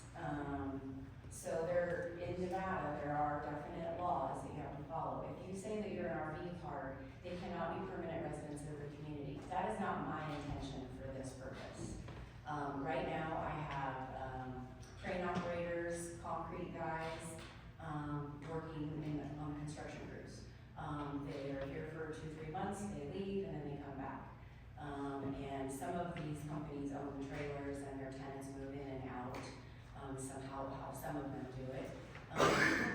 But like I said, I need spaces for my hunters and my snowbirds. Our intention is not for permanent residents, like, that is not Yeah, that was my question, is Because if it's a you completely were gonna different as item. being full as like a long-term, you know, solution for people, and then you would be eliminating, because there were some letters of support that were, you know, from hunters and other people who came in and, you know, enjoyed the recreation in the area, and would you be eliminating, you know, those people? No, and that's the thing, I need those spots. And the biggest thing too is, again, it's licensing. I'm not licensed, I can get a license for permanent residents, but that's not how I'm licensed now, and I don't plan or intend to. That's not my intention or purpose. We want to stay in RV park, because like I said, we have a variety of people that come and go. I have families that come and fish at Thacker Pass for a week. I have other guys that come and hike. I've got several outfitters that need to use the park in the fall, so I need the spots. And, you know, so the idea of me changing it to a man camp and all that, I understand their concerns, and I respect their concerns, but that is not our intention. Well, and I think the term man camp is being misconstrued. I mean, I guess it's just my definition of man camp means that it's owned by a company, you know, so you're not leasing out to a company that's gonna be running or utilizing, you know, this property for employees of that company in any way, because then it would become a true man camp. Yeah, but again, I'm not licensed to do any of that. I'm licensed to be an RV park. Is this whole piece right here yours? Yes, everything, all the way to coupling. which is, So you could ship that hay. oh, it's already been surveyed and stuff, I mean, you could. Well, the only reason I asked that, of course, you're gonna have to put in a septic system or, from what I'm seeing, right? No. Or plumb in. Well, or plumb in, and as to address the water issue, how many people have RVs and sit there and sit in the shower and sing all day? When you go camping or hunting or something like that, you have 100 gallons, it lasts you a week. This isn't, these guys go to work at 5:36 in the morning, they're gone. They come back from work at 5:36 at night. They're there, they're not full-time dwelling or a home. Right. Well, and I would also reiterate, we're a commercial business, and we don't have to be bound to Orvada's GID. There are other ways to get water that is not going to take from their water. So, I guess my whole thing with this is it's our burden to provide water and services legally. And so, and we're ready to do that. And I think we all understand that, and that's not, that's not our issue as to how you get water. So, the issue is, will you, and, will you be adequately served at the time that, this opens up? Will you have adequate water, sewer, electricity? Will you have those things? How you get those things is a different matter, but, As per power, the line load study's already been done by the engineer of Hardy Electric. So, And that is part of the record in your packet. Yeah. So educate me, does Orvada have a sewer system? yes, they do. And then most of the septic system runs down Mature all the way through all of our properties and out to there. Which is another thing too, because then that way it's wide and, it's accessible. So yeah, I mean, I guess if you're gonna tie into the septic, we're not worried about having a septic on this and then contaminating that well. okay, so a question about fire though, and I'm glad we had someone here from the Orvada Fire Department. So if you went outside the GID, and used some alternative means for your water, if there happens to be a fire there, would you have to, or would the Orvada Fire Department come in and they would still, use the GID, water and the water supply, put out the fire? How would that work? That's Well, probably. I would assume that would be for Mr. That Rodriguez to answer. would probably be Mr. Rodriguez. Yeah, Mr. Rodriguez, you want to answer that question? They're in Orvada Water District, and anybody that pays fire taxes that is in the district, we provide fire services. Okay, so you would be responsible for putting out a fire that would happen there, okay? Yes. But, also with. Sir? Bill. Sir, I just wanna make sure, do you mind coming up here? I wanna make sure the recording can capture you from all the way back there.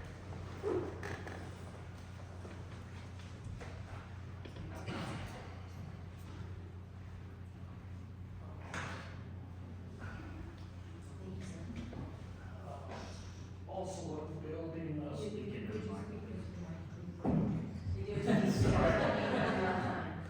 Also with the building of the RV park, there would be some requirements, I'm sure with Humboldt County for, fire hydrants, that type of thing. As far as, fire protection, we provide everything we can. Does currently Orvada have a standard for fire hydrants? The standard has usually been 300 feet from fire hydrant to fire hydrant. So there is fire. Yeah, or from fire hydrants to a dwelling. Usually if a person puts in a new dwelling, they've got to be put in a fire hydrant within 300 feet of their dwelling. Okay. So, like I say, with our fire protection deal, if you do the numbers, like I say, with that one small, camp trailer fire, tanks 140,000 gallons, we use a third of it within about, say, about an hour and 45-minute fire. So if there's no power, it wouldn't take very long to exhaust that. We have had issues where BLM has come in, set up camp, catastrophic brush fires. And usually we have to, with power, have to have both wells running and barely stay ahead of the demand. So like I say, that's my concern, no power. It wouldn't take very long to run out of water, especially if we're traveling around to different areas of the community. So nothing's on backup generators and? Nothing's on backup generators. And just to clarify, just to make sure I'm understanding this, it's really not an issue with the amount of water. It's more of the infrastructure that's supplying the water and the storage for the water. So there's plenty of water, but it's just, you know, infrastructure needs to be improved and a new storage tank or something. Correct. Okay. So will the Orvada GID, I'm going to staff recommendation 8, applicant will provide documentation from Orvada GID indicating they are working on expanding the water and sewer service. Would that include fire, or does that go up to number 1 where applicant will provide copies of necessary permits from state, local? Fire is not explicit in any staff So you recommendation. can, you know, in regards to 1768090, you can make any kind of findings, any kind of conditions that you want to add on to there in regard to protection of the adverse effect on adjacent properties. Of course, fire would be one of those concerns. If there was fire, you want to make sure that the GID is going to serve it, can either serve it through hydrants that go with the well. You're asking me to talk about fire stuff that I don't know about, but Right, but you answered in the that- question, that fire is not in these staff recommendations specifically, so there would need to be a condition. some kind of connection To with solve the water fire sources, issue. you can definitely put that condition in place. And I want to, sorry, Mr. Bruno, before, number 8, I just want to remind you that you're not asking them to provide documentation that the GID is going to be able to get the water, because that's what they've already provided it to you. You want to make sure that they, when they're operating, that they have adequate water, either through the OGID or through NDES and state engineering. So theoretically, let's say this passed, they could, this permit could expire before, I mean, we might be 2, 3, 4, 5 years before the GID gets their system up to date, in which case this would expire. Right, which is why they have to figure out how to get their water, whether they get it through the OGID or they get it from permission through the water engineer and that factor number D, the proposed use will be adequately served by public improvements. My recommendation to you in regard to those applications to 8 would meet that requirement to ensure that those are in place.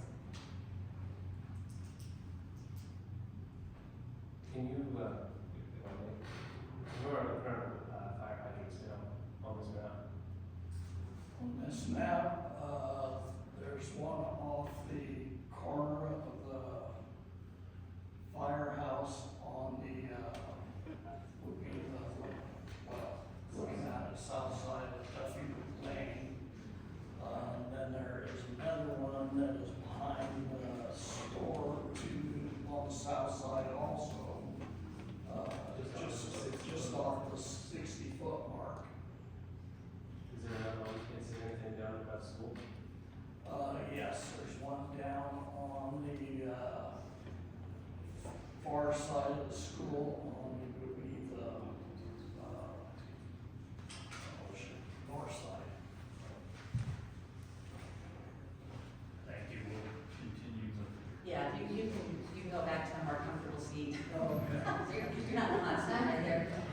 So as I was, going through just in preparation, all the letters and other things that have come into this, I kind of boiled down, the concerns into 3 areas, and you guys can kind of see if you're thinking the same thing.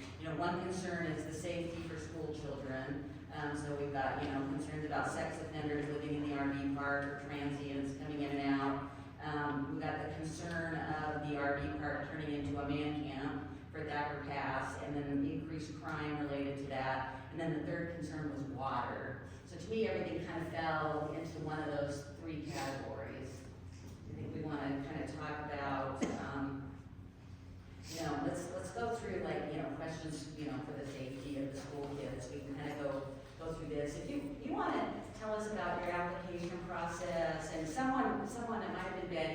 listed like the process that you go through. So like I said, I am willing to change it if anyone has suggestions on how to make it better. So since 2019, I pretty much said, do I know you? Which in the case that Mrs. Bartel, I actually do know him. I just didn't know that about him. And I knew his renters and I knew his roommates. So that is one of my criteria. Do I know you or do I know the person that is referring whoever? And then the second thing is for a lot of the working crews, I just ask where they are. You know, I have a page that basically name, address, phone number. I get the makes and models of their cars and their trucks and their trailers. And then I also get who they work for, and then I call those people and I make sure that, because I have had people say, oh, I work for Malta Ready Mix, but they don't. And so obviously they just get told no. If they're new employees in the company, basically, most of these companies do have AAA background checks. But if they don't, then it becomes, okay, who are you? So for example, Q&D Construction was doing some road stuff. I had 4 of their employees. I called and said, I have A, B, and C. How long have they worked for you? I had one gentleman, oh, he's brand new, so I told him no. The other 3 were actual crew leaders. I asked their positions and they said yes, they've been with us for 20 years, so I said yes to those people. So in the past, that is how I've done it. Now, with Mrs. Bartel's information, yes, obviously, it is my right to ask them. I didn't think to, because I thought I was, by association, me knowing people. That's not a problem to add, hey, I think I would probably say, have you ever been convicted of a felony? If It's they a written application Oh, that yeah. people are filling out, so you're not using a company that's performing a background check. No, but I can. That has like a criminal, So- component to that. Wendy, my first record, I feel like you're asking when people went from 17.68030, we have an application process, we have a designated form. That's what you're asking? Be in writing on forms furnished by the planning department, setting forth such information as may be prescribed by the planning commission to assist in determining the validity of the request. Ms. Lawrence, were those, that application on the forms that you requested? What's that? I'm sorry. No, it's okay. Did she apply, did Ms. Giordano apply on the forms that you requested? Oh, we're talking about the application Okay. process for Oh. like new tenants to My come in. question Okay, is- I thought you were talking about the application process in 17.660. Yes, no. My question is, does KOA go through vetting processes when somebody pulls in there? What I would recommend, and see if you think about this, because in Nevada, if you're within 1,000 foot, which I think you are, they can't be there, maybe an application with a signed affidavit, and then you can do it in conjunction, a background criminal, like we do for property management. And then if they find themselves lying on the affidavit, they be removed from the park. So they initiate with a signed affidavit, they're not a sex offender, and then you could run that and charge that fee, I think it's $35 or $50. And then if they came back, they would be forced to leave. And that would mitigate that one law that's being broken, the other law, they cannot be within 1,000 foot of school. And I have no issues with that, but then how would I do that with my snowbirds? So, Then that's why I say the signed affidavit, and then you have the grace period. Gotcha. So that way that would protect your business, and they would sign an affidavit, that they're diligent enough to get that done. Okay, And then they would pay the 35, and if they had done it once, you could build that model. got you. Okay, yeah, then just keep that on record. And we definitely want to try to deal with facts here instead of, kind of hypotheticals or, some fear mongering and things. Yesterday, DA Maddox and I were able to talk to someone at the Humboldt County Sheriff's Department and to try to really get a handle on how many sex offenders do we have in our community and where are these sex offenders residing and, these of all people are people that we know exactly where they're at and, the numbers that they gave us yesterday were that there are 160 sex offenders in Humboldt County and only 3 of them live in RV parks. 2 live in the RV parks here in Winnemucca. 1 is out in MMA, which actually is in Humboldt County, but maybe that, I don't know where that park falls, and then the other person is at the workforce hub. And so, that would be 4 people out of 160, so it's not like, there are huge numbers. It does not seem, these sorts of folks, but again, out of abundance of caution, we want to make sure that, we protect our school children from anything, and I think that those are big concerns with the application process, is just making some changes. You're not a sex offender, and if they are, they'll be removed, and then And that's easy enough. it's a felony for them to go there, and if you have a signed affidavit, one of the things that happen, either they're gonna go, or they could be committed a felony and you have a signed affidavit. But the sheriff, they did tell us that they alert schools, they work with the schools and the resource officer, and that's how the school was notified before. Sure. You know, the other person, and you didn't know, but the school knew, so. I'm gonna be the devil's advocate here. If you've got somebody coming up 95 and says, hey, I'm gonna camp here tonight. Here, or the RV park. I mean, it'd be no different than the KOA. I'm having a problem with that because I can understand a long-term person, but how many people travel in and out? Well, a lot, but that's kind of what my point was. Normally, I know I'm an RV park and I know that people want to stay in the middle of the night, but that is not how we normally run because, well. They have to check in. They just have to check in, And so so. it's not a campground, it's a registry system, and they would fill out the affidavit, stay there, not a sex felony. Yeah, so I mean, I guess that's kind of my thing is I don't take calls at 10 o'clock at night and let them pull in. It's just not how we have ever done it. And I do have a really good working relationship with Humboldt County Sheriff's Department. They are constantly patrolling our property. So, I just haven't taken every person. I just don't. What are your hours of operation as far as if somebody came in and said, hey, you know, By day, is usually 7 p.m. Now, I do, full disclosure, if like my snowbirds, I know them, so like if this one lady calls me and says, hey Shannon, I'm not gonna make it till 7, obviously I know her, she's been, so I do let those people come in late, but, most people don't, we just don't. Have you thought about putting a chain link fence across there to try to keep the separation? We're open to any of it. I mean, like I said, I didn't get back in depth on this because I wasn't sure what was gonna be required. Usually when we've done conditional use permits before, it's been very specific on what our duties are for whatever the conditional use is. So we're kind of waiting. So, another part of my question, just security on the property, so, you know, fencing, you know, are you gonna have cameras, are you gonna have lighting, and you're increasing to 50, so, you know, are you gonna have more security, is somebody gonna be living on site?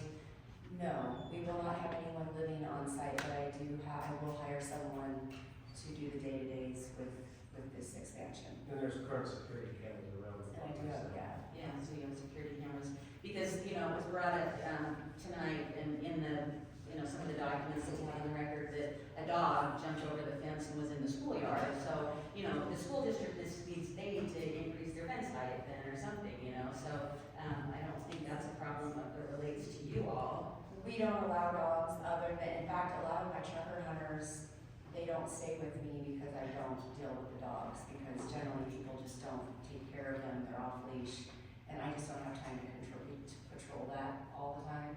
So we don't allow dogs. Now I do allow service dogs, and I do allow, you know, on special occasions, I'm not gonna lie, I will, you know, like my snowbird has a little poodle, I let her have her, but as far as dogs being okay, it's not, we don't allow them. I don't think you can deny a service dog. No. Yeah. I don't know, I think working with the community and maybe get some kind of a barrier across there to make them feel more secure, the separation between the RV park and the school. My question is too, how much longer before the schools move? So I talked to Tim Crowley, so the beginning of 2027, so that school year, they should have that new school open. And then what happens to Can I this? get a correction on that? I'm from the school district, I'm on the school board. There's been no contract currently signed for the new school, so that is still all in talks. I need to find We out approved what's the- down to me. We approved For what that's. No, use the truth is on change. We approved the zone.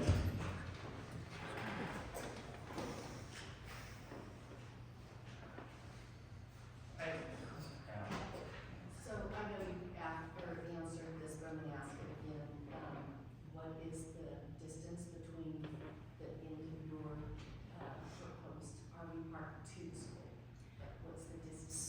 So from Duffy Drive, so where the, if you see the discoloration of where our layout yard is, and it comes across, from Duffy Drive to that line is 1,250 feet.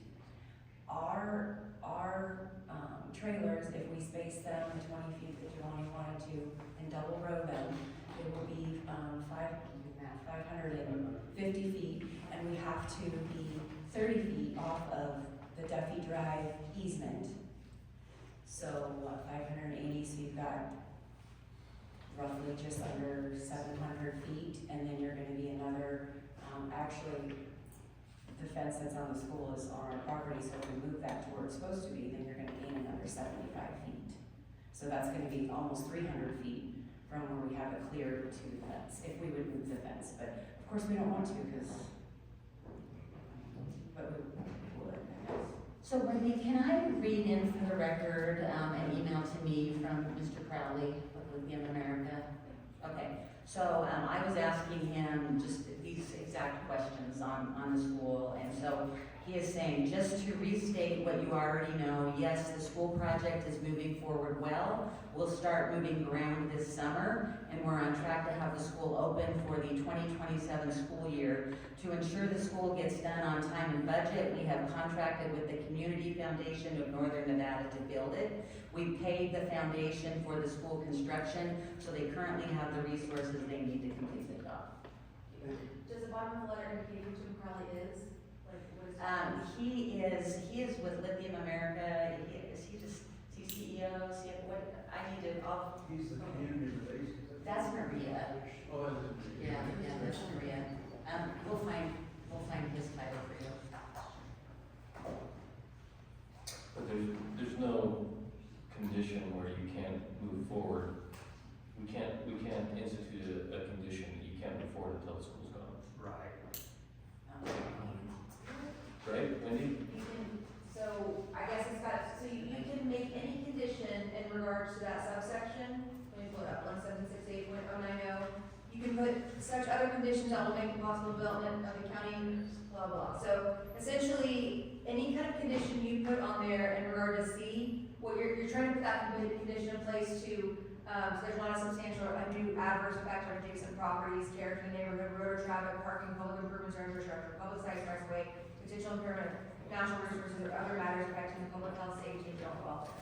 So if you want to put a restriction like that, if you want to put any condition on this, you need to tie it to, it's an adverse condition because of X, and so I need to put this in place to put that condition on there, if that makes sense. Because on the other side of this question is we need to have respect for private property rights as well. You know, Mr. Crowley, just so you have this, he's the Senior Vice President, Government and External Okay, I Affairs. just wanted it in record, thank you.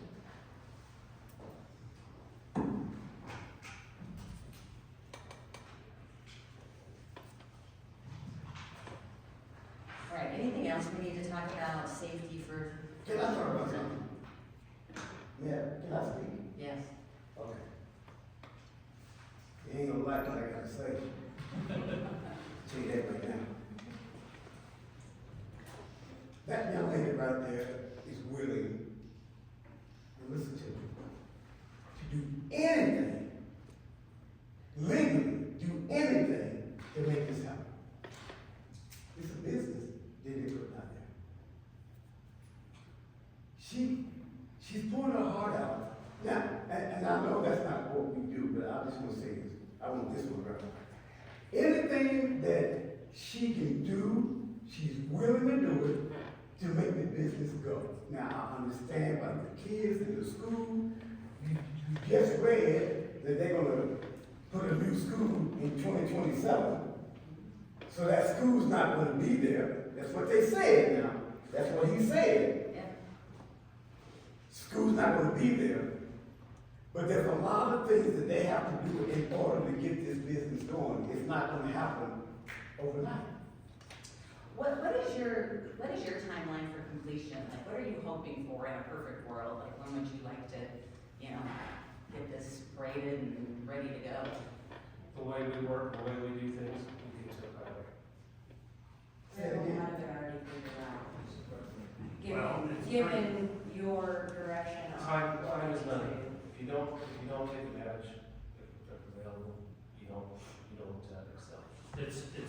parent that you jump on things because we approved your parking lot.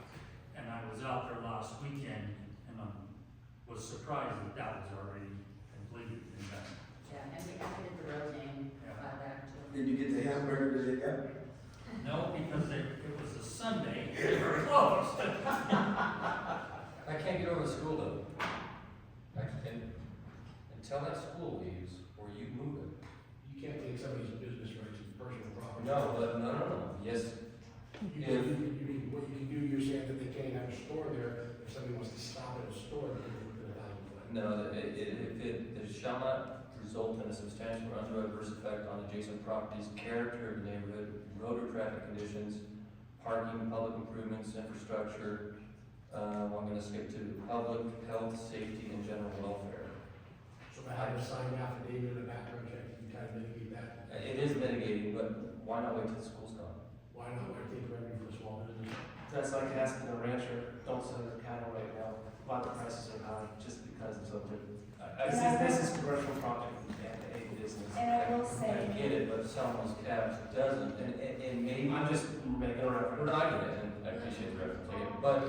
But, okay, if my kids are there, my worry factor goes up some. I'm not saying a lot, but But your some. biggest worry should be the trafficking that goes on up 95. Like, we are the number 2 state in the country for trafficking and drugs that, go through the state of Nevada. Right, well, I have a lot of higher worries than this would be. But Yes. this would increase the worry if my kids were there. Now, And we understand that. so, and I get time is money, the lithium mine, so on. They're gonna have 2,000 people here for a few years, and if you wait until the school moves, and the school's moving what? I don't even know where it's actually going, it's It's out of Key Lane. North. Key Road. But anyways, it's farther away, and also you have, this, how many acres is this? I was pulling this up on these. 48? 7 acres you can use for that. Well, that would be a condition. We could ask them to move it on this parcel. Well, and trust me, I hate government trying to, I do feel like this is America. If you have an idea and you work hard, go get it. And I think, but we also have, we live in a civilized society, and we're trying to do this all in a civilized way, but Deborah, your points were almost mirrored mine. I walked in tonight reading everybody's comments through twice, really thinking about this was school and fire. So let me Those are the biggest risks. Fire then leads to water, which is a whole other kind of ball of wax, but is really, in my mind, maybe I'm wrong, is remedied by the staff approval recommendation, condition 8. They might be sitting on this if they don't get commercial water, or if the state engineer says that their septic will have an adverse effect to the municipal system, they're not gonna do it. They won't be able to do it. Right, it's an 8, that's beyond the scope of what we're doing, but what I'm saying is, if approved, they can't move forward until they get water from the GID, or a commercial well, or plumb into the septic, which would have to be approved by the GID. Is it the same, is GID also? Yeah.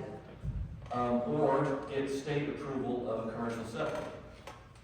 So that, anyway, I guess I'm thinking out loud here a little bit, but So the can we water. ask, what your plan is? Because we know that it's gonna be several years before the GID has their infrastructure. Like, what is your backup plan to them? So basically, there's 3 ways. There's the Orvada GID. There is the State Department of Water granting us the municipal well. The quickest, simplest way for everyone to work together is for us to bring the potable water in from a certified place, which we already have, and for that same certified place to dump the trailers every week, and it would be on a weekend, and just like they do at the fairgrounds during all the rodeos, and you have all of that on a contract, and that is for a extended, however many days, and that gives everyone time. And that, according to the state of Nevada, is one of our rights as a commercial business to get this to go, and it would be within our legal rights. And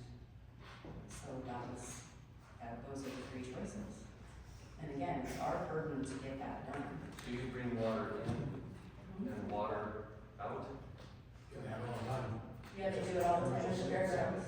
It's a licensed, a licensed commercial business that brings in potable water, they fill the tanks, and they bring their sewage trucks and they hook up to the trailers, they dump them, and off they go. Is it temporary? It would be only temporary until I get an actual source that would be sustainable. Is there problems with you guys hooking into the current sewer system? Let's back up that away from the water.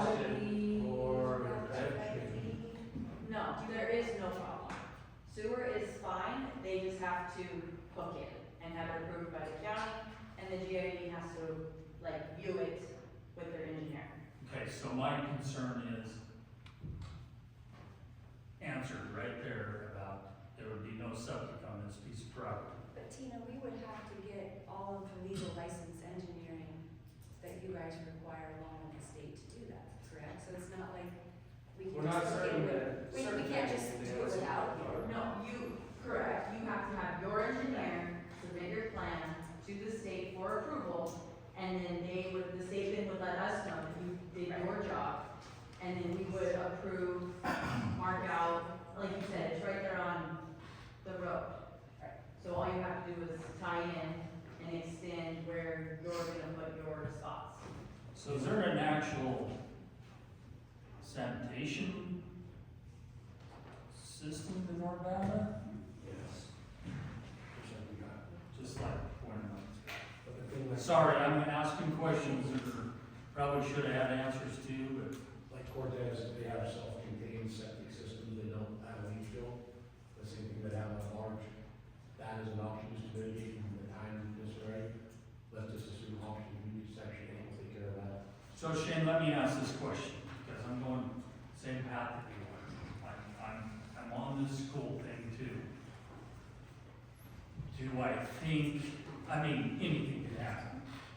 I don't care if there's an RV park or a dance hall there or a Christmas tree farm. Somebody could get a kid and run off. But what can we do?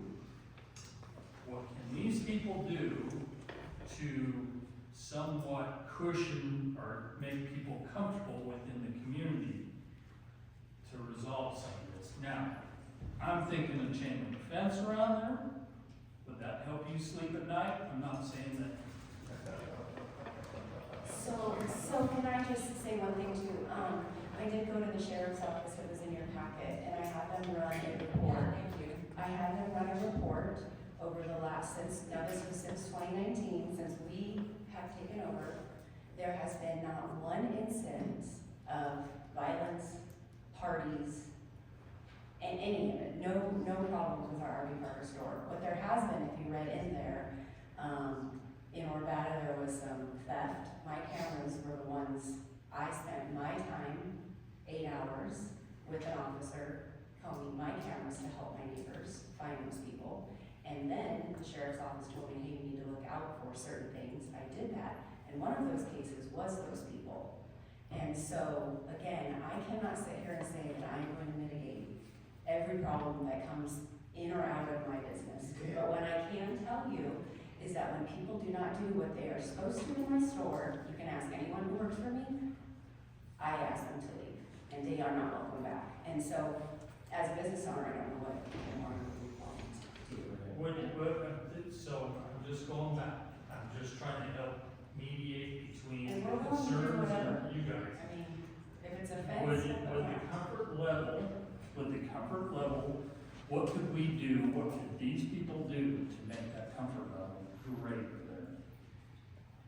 Is it a fence?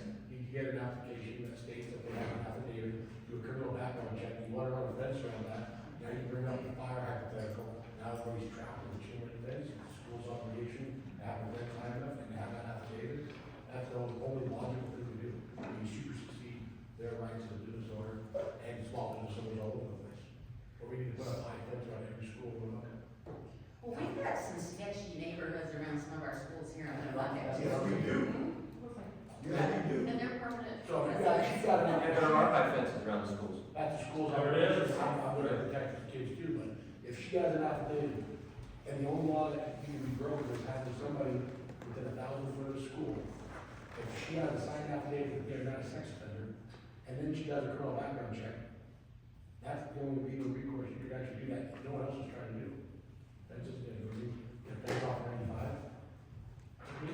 why would you? You get an accident, you get traffic. Well, okay. Let me talk, let me get back to the record. Let me try to zero this in a little more.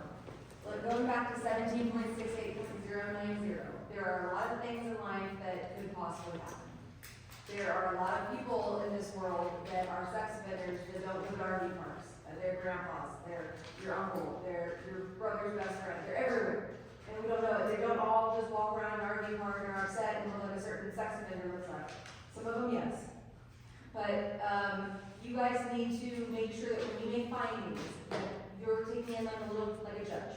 I say, you're a judge of the evidence. And so if you're going to require finding or a condition that says you cannot open this for 1 year, you need to say because the evidence that was presented indicates that the health and safety of the children are going to be affected in this way.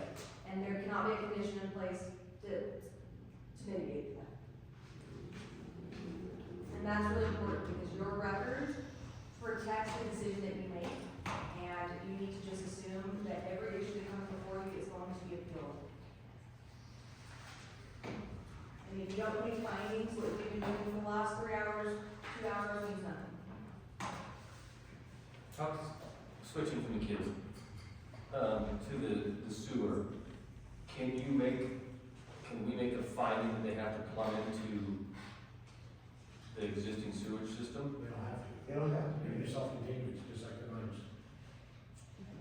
You can make a finding that they have a plan to have Or that's a. something, but, I mean, it's like, we can't monitor how they get their water, so they wanna bring it in, as long as they comply with the law, they can do that, but, yeah, how they get their water, are my recommendations on it, it's up to them, so if that's legal by law to bring water, they can do that. My only, Timber. I'm not hung up on the water because these people can go out to the state and drill a well possibly, or tie into the GID. My problem is, and I'm glad that somebody brought this up, because I wasn't even thinking about sewer. Of course, I didn't know where that municipal well was. And how it could potentially contaminate that municipal well. So, That was my question, is if we feel that would be an adverse effect to public health and safety, can we require them to not put in a septic to tie into the? If I may, Yes. if I may, we're all about tying into the public. sector. Yeah, we wanna do don't- that. We want to do that. That is not entirely up to them. That's- Entirely up to small. And they just said they would, so For us we're good. to put it in. It seems like they were okay in one of the letters, they were okay with The sewer is The sewer never wasn't an been issue, right? sewer was fine, electric was fine. Because that takes that risk off the table. Yeah, they've never, the sewer is never under my understanding unless I'm. well, I didn't even think about this. Well, I did think about the sewer, but I didn't realize that well was right there. So, yeah, that kind of wipes that out. Well, let's get back. Okay. Can we get back to the school for a moment? Because I think still that Shane is still a little concerned about the school, and some of the people out here probably are still concerned about the school. But you was talking about the fence. Put the fence up. They're willing to do that if that's what they need to do. They're willing to do it. I don't care if they take it to Jesus. They're willing to do it if that's what we want them to do, a recommendation. They're willing to do that. To separate from their land from the school. They're willing to do it. I like the idea of doing the applications and having the background check. I like that too. The fence is intrusive, and the fence Hang on. is the fire too. Well, and fences work both ways, fences keep kids out from maybe coming in and, Or to be vandalizing or. what evidence has been presented that makes you believe that you have to have background checks as a condition because it's an adverse effect on the neighbor? That's what you have to do with every single thing that you do. You can't just require everybody to do everything that is gonna possibly mitigate some concerns that you have out there. You need evidence. I was just gonna say, that's the only thing that you can do, that there's only one lobby in Mountain, which is be within 1,000 foot of school. So it's a simple process of shooting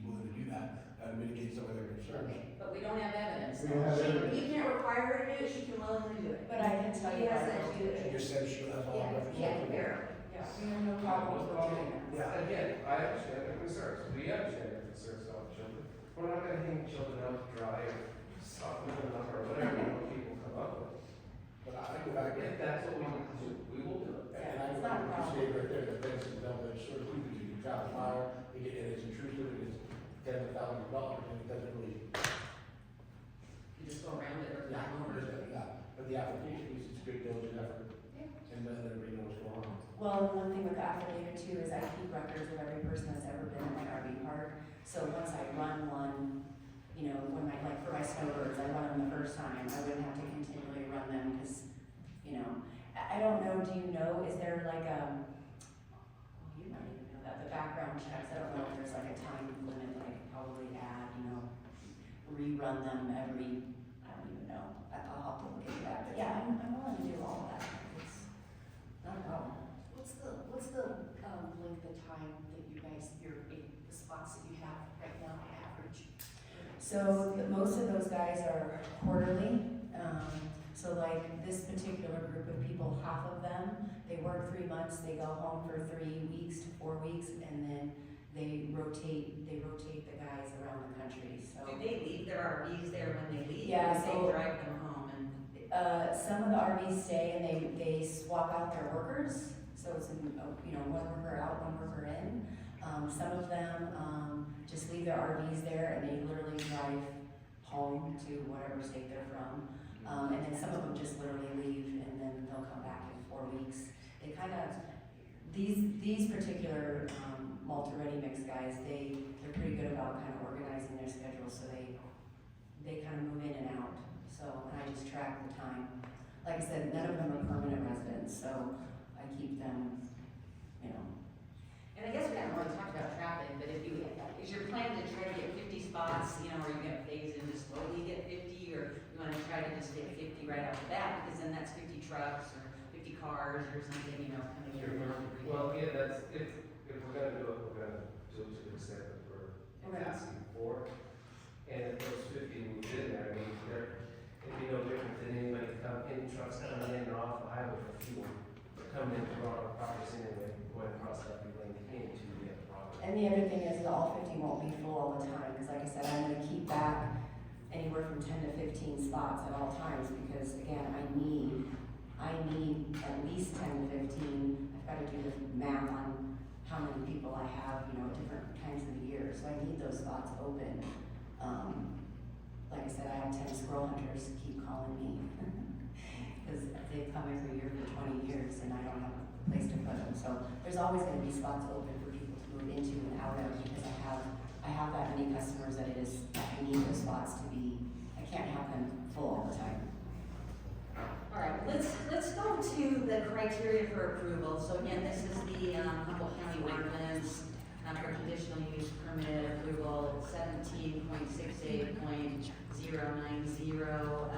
Let's go through again each of these. I think this will be helpful if we can kind of come to a consensus. So A is that all of the applicable application elements as outlined in this chapter are complete, and the applicant has agreed to meet all conditions imposed as part of the conditional use permit approval process.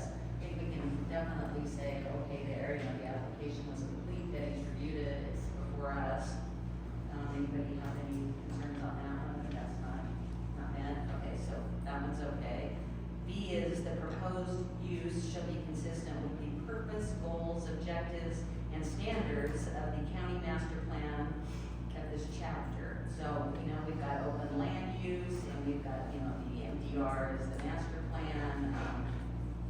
I did a little bit of research looking at, you know, how and again, we have, 2012 was when our master plan was last updated, but some of the goals and objectives were to protect rural character while allowing reasonable use of land, respect for private property rights, responsible growth.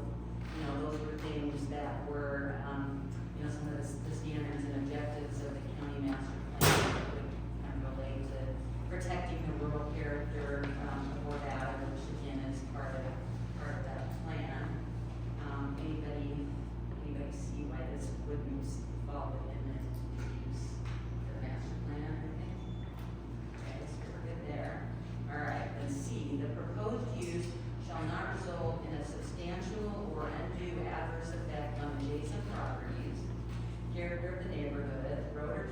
conditions, parking, public improvements or infrastructure, public sites or rights of way, the potential impairment of natural resources or other matters affecting the public health, safety, and general welfare. And then such conditions may include, and then it lists things that we could impose as conditions if we needed to. So where are we at with this? I think this is probably gonna be the one that, you know, if we have concerns, it's gonna be. What are you gonna be? Okay, all right. So, on the infrastructure, and school was my number one, and I'm not running in my mind yet. I disagree with Justin on the fences. I think fences can serve as a good buffer. I get that they need to be done smartly, otherwise you'd be trapped, you know. What businesses, what Rock City, and what kind of businesses? Well, maybe not the business, but they own the fence line on the schools. And I know the school's only gonna be there for another year or two, that could be 3 or 4, for all we know. But what I was getting to was the fire. Okay, so what you just read there was undue adverse effect on Adjacent properties. public improvements or infrastructure. Okay. So we had a little fire a few months ago that took 40,000 gallons. So how is this gonna be remedied? What condition are we in place so that if a fire goes through there, that another 50 units, and I get they're small, they're not big, you know, houses, that the fire system's sufficient? And that would fire around there. No, I'm talking water. Like, a fire break, yeah, I mean, but like water, I asked you earlier, because that does not, fire does not fall in staff recommendation 8, that's just water. So that you said we would need to have another finding specific to fire. What would that look like? Or does anybody else, maybe you guys don't agree? I think the shade it falls under public safety, correct? Right, but I mean, well, it does, that's what public safety and infrastructure. So what would that finding look like that wouldn't, you know, break the bank? We want this business to succeed, but we also don't want to do it to succeed at the cost of the safety of the existing community. So it doesn't, when you match the record, it doesn't sound like it's gonna be a good fire suppression system. If there's a fire, you're hauling water in, you may not have enough, right? Is that what you're saying? And so, Well, are right, you or- wanting to tie into, but to me, it sounds like you want a fire suppression system that's gonna be able to be serviced by the fire department. And they will, so they're saying that they will service a fire. Right. Am I correct, or a GID and fire department person? Maybe left. I don't know, you're back But there. if they don't have water through if they're not gonna tap in through OJD and they get a well or something else that's approved by the state engineer and NDEP, you're gonna wanna make sure that they can tap into that. To, that our tax bill, I don't know. Well, their taxpayers didn't get a hold of the fire hydrant, fill up, they could have the fire in the field. That's valuable as well. Maybe there is no finding that needs to, you know, be specified if there's hydrants there that is tap into if they're paying the taxes. My recommendation would be for you to make a finding that you require that they provide documentation, that there's some kind of appropriate fire protection, fire suppression, something like that, that can be adequately served by the, fire department. Would the fire marshal have to approve the opening of the business? The fire marshal has to approve it, even though it's an extension of the RV, yes, she would have to come out. And secondly, if we would get our own well, the fire district can tap into that. And that's all I'm saying, is that They're gonna use their water, their GID water. But what he's saying is if I don't have the water, then how are we gonna mitigate the fire? What I'm saying is, if, either way, we either have our own water or their water. If we have our own water, they can tap into our water. That's not gonna be a problem, is what I'm telling you. And the problem isn't their ability to have water, it's that they're having issues with their storage and their, capacity. to- So it doesn't Yes, matter. so I guess what I'm saying is as long as we, again, by law, find the water, it doesn't matter if it comes from them or not, if I get my own water, they're welcome to it, is what I'm saying. The fire protection, yes, the fire, and they're just asking for some kind of assurance given to Betty that that is met. Right. It's already covered by If we the law. weren't in front of these representing the RV park tonight. Corbata's got a water problem currently, the way the situation plays right now. Right, we just had evidence though, of the fire chief, there's an issue with storage and water on demand. It's no different than with the, where we approved the stuff out in 95, we go over a fire mitigation plan. We approved hundreds of things for businesses, we never had to go down the necessary fire mitigation plan. That's a fire marshal's job before they get on the permission to occupy the business. That's the procedure. The lithium America wasn't by a community that had the fire chief come Or out. by a community that To talk to them about that there wasn't enough water. we approved how many businesses. Look, I am pro business big time, but I am not pro business blindly. If the fire chief says they needed water, we just need to make sure they have water. You gotta say they approved it before they operate business. We have the fire guy. Yeah, you're Am I crazy? But if the fire department can't provide the water and fight fire, then why is that my fault? Then they should, which they are working on upgrading their infrastructure. That's what he's been trying to do. I'm sorry, man. I am sorry. Because I think we're kind of hearing him differently, because I felt like he said that they could take care of a fire. Maybe I'm just not listening well. My wife says it all. The issue is the storage. Also the issue is the 1,000 gallons per minute for 2 hour minimum. So if we were to lose all power, say catastrophic fire comes through, burns up the transmission line, we're supposed to have 1,000 gallons per minute at a hydrant for 2 hours. Well, if the power is out, their well isn't gonna run, our wells aren't gonna run. The storage tank right now is 140,000 gallons. So I kind of gave the example of that small trailer house fire. It was a gooseneck, basically camp trailer. We used, like I say, about an hour and 45 minutes. We used over 40,000 gallons of water. So if you do math, that's pulled the tank down a third of its capacity. So you need roughly 100,000 gallons of water in there to service the community. If there's other fires, we're going to exhaust that supply pretty quickly. And usually, like, if there's a big catastrophic brush fire or whatever, we have to be able to come in and set up temporary tanks, fill their helicopters and things like that off of it. And so we're out of water. So that's currently how, say this wasn't going in, that's currently how the system works right now. Right now. Right.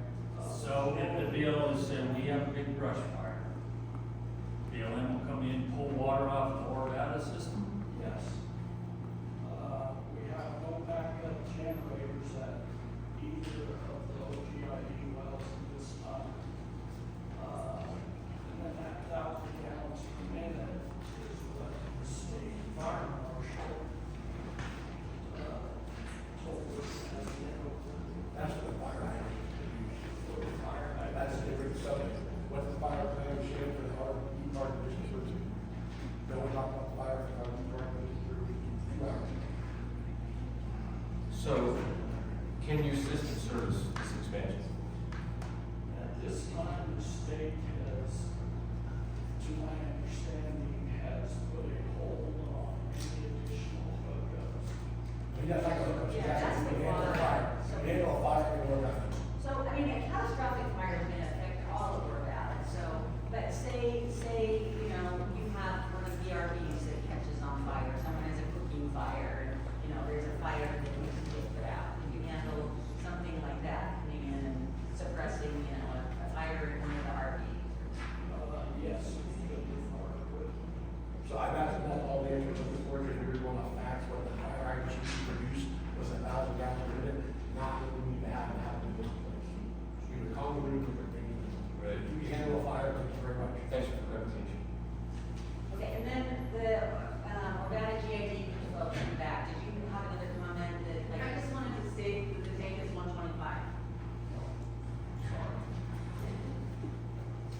The current storage tank is only 125,000 gallons. Okay, storage tank. So, this was in the other business, are we still closing? Everybody closing for bad and not growing, but not having any other businesses? Or is this just because it's the RV park thing? So should I open it up? Or I guess I might ask. Well, as part of our discussion here, if we want to, you know, call on someone in the audience to help answer questions, we can certainly. We don't really want to open public comment back up again. That was I guess the board. Yeah, no, I mean, we don't want, I mean, we want to look for responsible growth for, you know, we want to, that's, you know, part of the master plan, is that responsible growth. Maintaining the character, rural character, while allowing for reasonable use of land, respect for private property rights, responsible growth. So there was a comment made, are you guys trying to sell? So last year, we put our store up for sale, and it was the store, and this 2.5 acres where the current RV park is. That was what we were selling. The realtor said that we had other commercial property. So, yeah, That's I last mean, year, right? that was last year. I've actually tried to talk several community members into doing a co-op and taking us over. When we first bought the store, I wasn't supposed to be there that long. I was doing a favor to a friend, and it's been a great opportunity for us. But I fixed all the problems, made it turnkey, and yeah. So, The seller's store have anything to do with it? but I wasn't selling any of this other property. It doesn't really have anything to do with my expansion. We literally are business owners. We pulled it off the market because the people that were looking at it were not who we wanted to sell to. So I pulled it back off the market and continued forward with my business plan. And last time I checked, I'm a business owner and that is my privy to do so. Yeah, I mean, I don't know if the right to the highest and best use, you know, of their property. Just developing it to sell. You guys are getting the weeds. Not with Yes, you, not it's really. got to be. Yeah, okay. Okay, here we go, guys, so, you made a comment, you like the affidavit with the restriction statement on the sex offender on the property? Yes, sir, because to me, that's a very easy and a great idea. It's easy for me to mitigate, keep track of, and we're willing to do that. Would you be willing to even do the background checks and they get paid that background check? Yeah. Yeah. Does anybody here on the board oppose that idea? I think we need to make sure this is legal. Yeah, I mean, that's what we're really saying, is we don't really have proof So that. she is asking for a suggestion, they're not voting in. So, yeah, so we could make that as a suggestion, that would be something that we would suggest possibly, if it's not a, you know, a condition. I'm sorry. And you were talking about what Justin restated, you, as a finding or as a condition. No, but what did you say, it's a background check and Signed affidavit. Signed affidavit. Not allow sex offenders on the property. You want to put a condition that they won't allow sex offenders on property? I'm not saying I want you, I'm asking if you can vote for that. Oh. If she wants to put that on. that would be under 13. It's under Criteria discretion. C, 13. I'm not, you guys cannot make that any condition unless you find that that condition is required to mitigating adverse effect on the property. If they want to voluntarily do something else, then they can, and he can ask those questions. But you guys cannot put a condition on anything unless it's tied to an adverse effect being mitigated. So we're not trying to put the condition, I'm asking if she'd be willing to add that, would she not want that to happen here? And I gave you the facts on the numbers of sex offenders in Humboldt County and the ones living in our park, so you can look at the facts. So, security, you guys already have security as far as, cameras. Is there, with what you have proposed, is there opportunity to upgrade or do a little bit more, cameras so that you guys have more? Yeah, the plan was,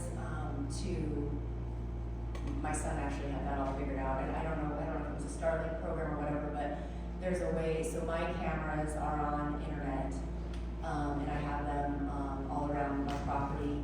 But for the RV park, because of Starlink, we could put cameras, we we could place cameras very easily and have them monitored 24/7.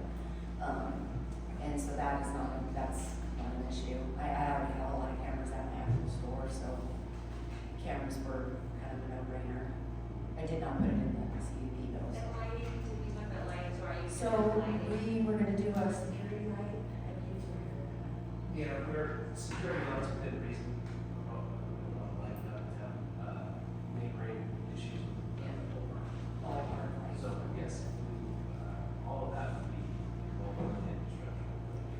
And I believe, this is a betting question, I believe that in Humboldt County, isn't there a code that you suggest the security lights being low light, not like baseball? Isn't there something in there? Yeah, so there's already laws in place that, if we get this approval, that I have to follow with all of those things, and we're quite willing to do that. So it sounds like, according to Wendy, we can't even, put the condition of all of the RVs being located up here on the front end, of that parcel. That's just something that they're just willing to do on their own. I mean, we could. Exactly, RV parks are not under the traffic. And Wendy, for the record, I'm not saying that you can't do any specific finding, I'm saying any specific finding that you put in place needs to be tied to, I need this because of this adverse effect, like we talked about traffic. If you know for a fact that right near the school, they're gonna put the ingress egress, it's gonna be where the kids are playing, then that's gonna be evidence that you have, okay, this is gonna be an adverse effect on these kids that are trying to play and there's where these cars going in and out, so just tie it to evidence. And just for the record, if it helps your decisions, we voluntarily will put the trailers, double stacked closer to Duffy. I will do the background checks, affidavit at least. And, you can have my word on record that we're willing to voluntarily do those things if that helps.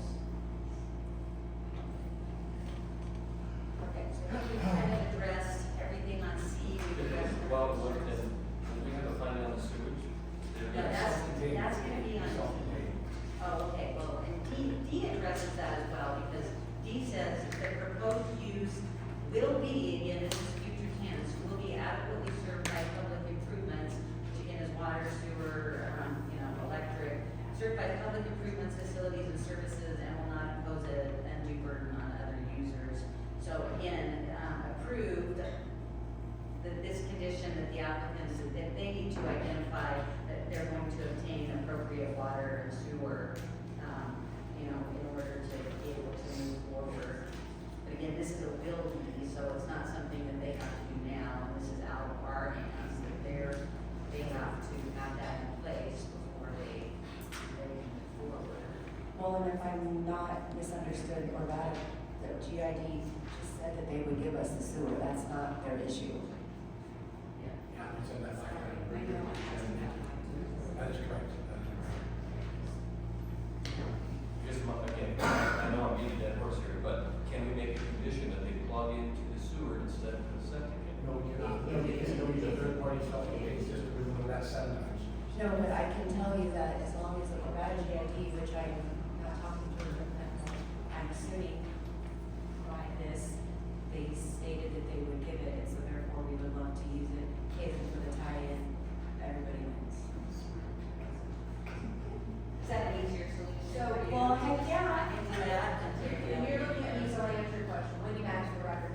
If you can present, if you have evidence that you've heard today that says that it's gonna be an adverse undue effect on any property or any of those findings to have septic versus sewer, then yes, you can make that finding. If you have evidence before you make that. Which, do we have evidence that the sewer, if they put sewer in, could get in the municipal well? Hell no, I don't have that evidence, but what's the chance? That is, We're beating the dead horse. Yeah, We we can can try find every every. area, the horse has been married. they're all really great concerns, but I can answer. Okay, and the last one is E, the applicant for a conditional use permit shall have the burden approved by a preponderance of the evidence to provide facts supporting the proposed conditional use permit. For the purposes of legal clarity, this shall include the burden of going forward with the evidence and the burden of persuasion on all questions of fact, which are to be determined by the planning commission. Additionally, the applicant shall provide adequate information in the application and on the site plan to substantiate the findings required in this section.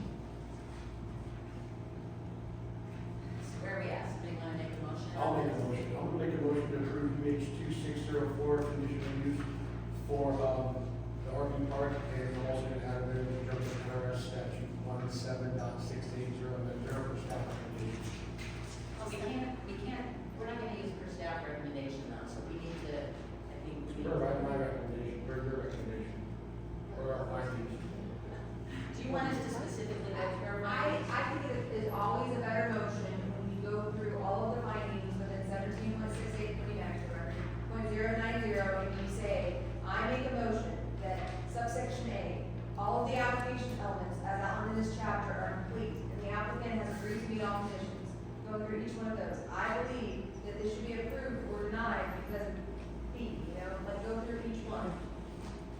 Yeah, so each one, Justin. Okay, I make a motion to approve UH 2604, that the application, that the applicant has, met NR statute 17.68.090, subsection A, all the applicable application elements as outlined in this chapter are complete, and the applicant has agreed to meet all conditions imposed as part of the conditional use permit approval process.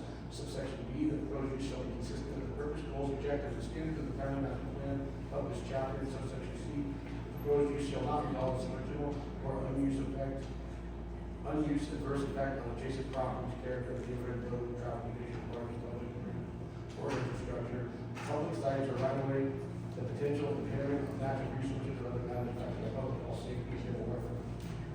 So for, see when it says the proposed use shall not, when you make a finding whether or not proposed use does or does not The result. proposed use does not. Thank you.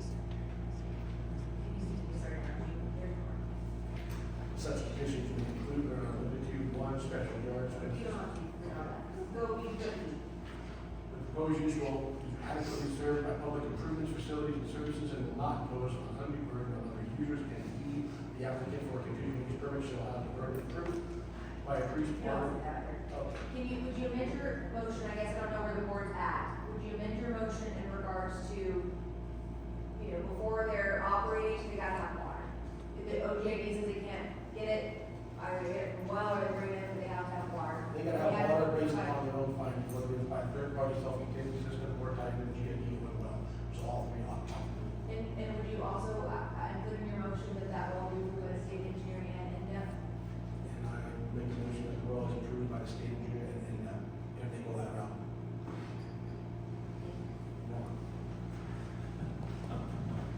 I second it. All in favor, say aye. Aye. Any opposed? Nay. Okay, so we need to just make your findings as to why. Okay, I wasn't satisfied that, potential impairment of, or undue adverse effect to the public health and safety and general welfare of this being so close to the school. It's an RV park, it's not a freaking state penitentiary. Hang on, he's just. That's fine. His finding for the record, or. Thank you. I heard. So,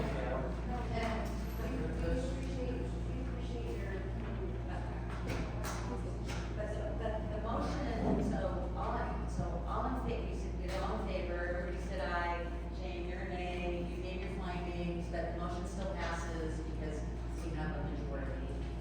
Okay, all right, so the motion passes.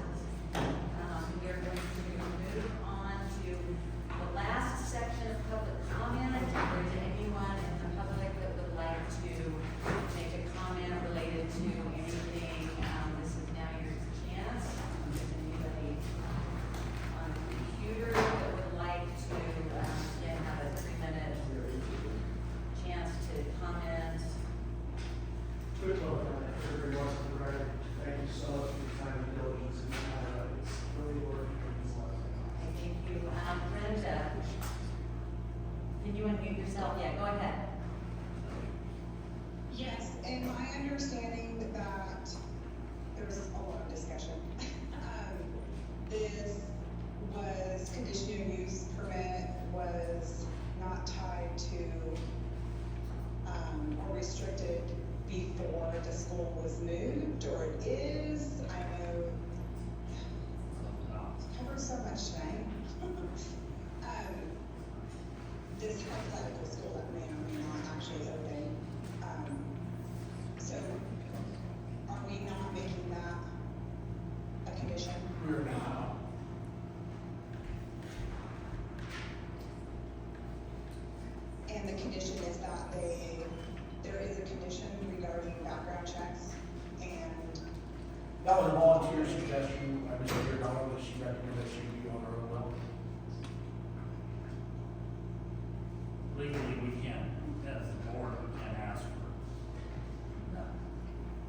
did say under oath she would do that.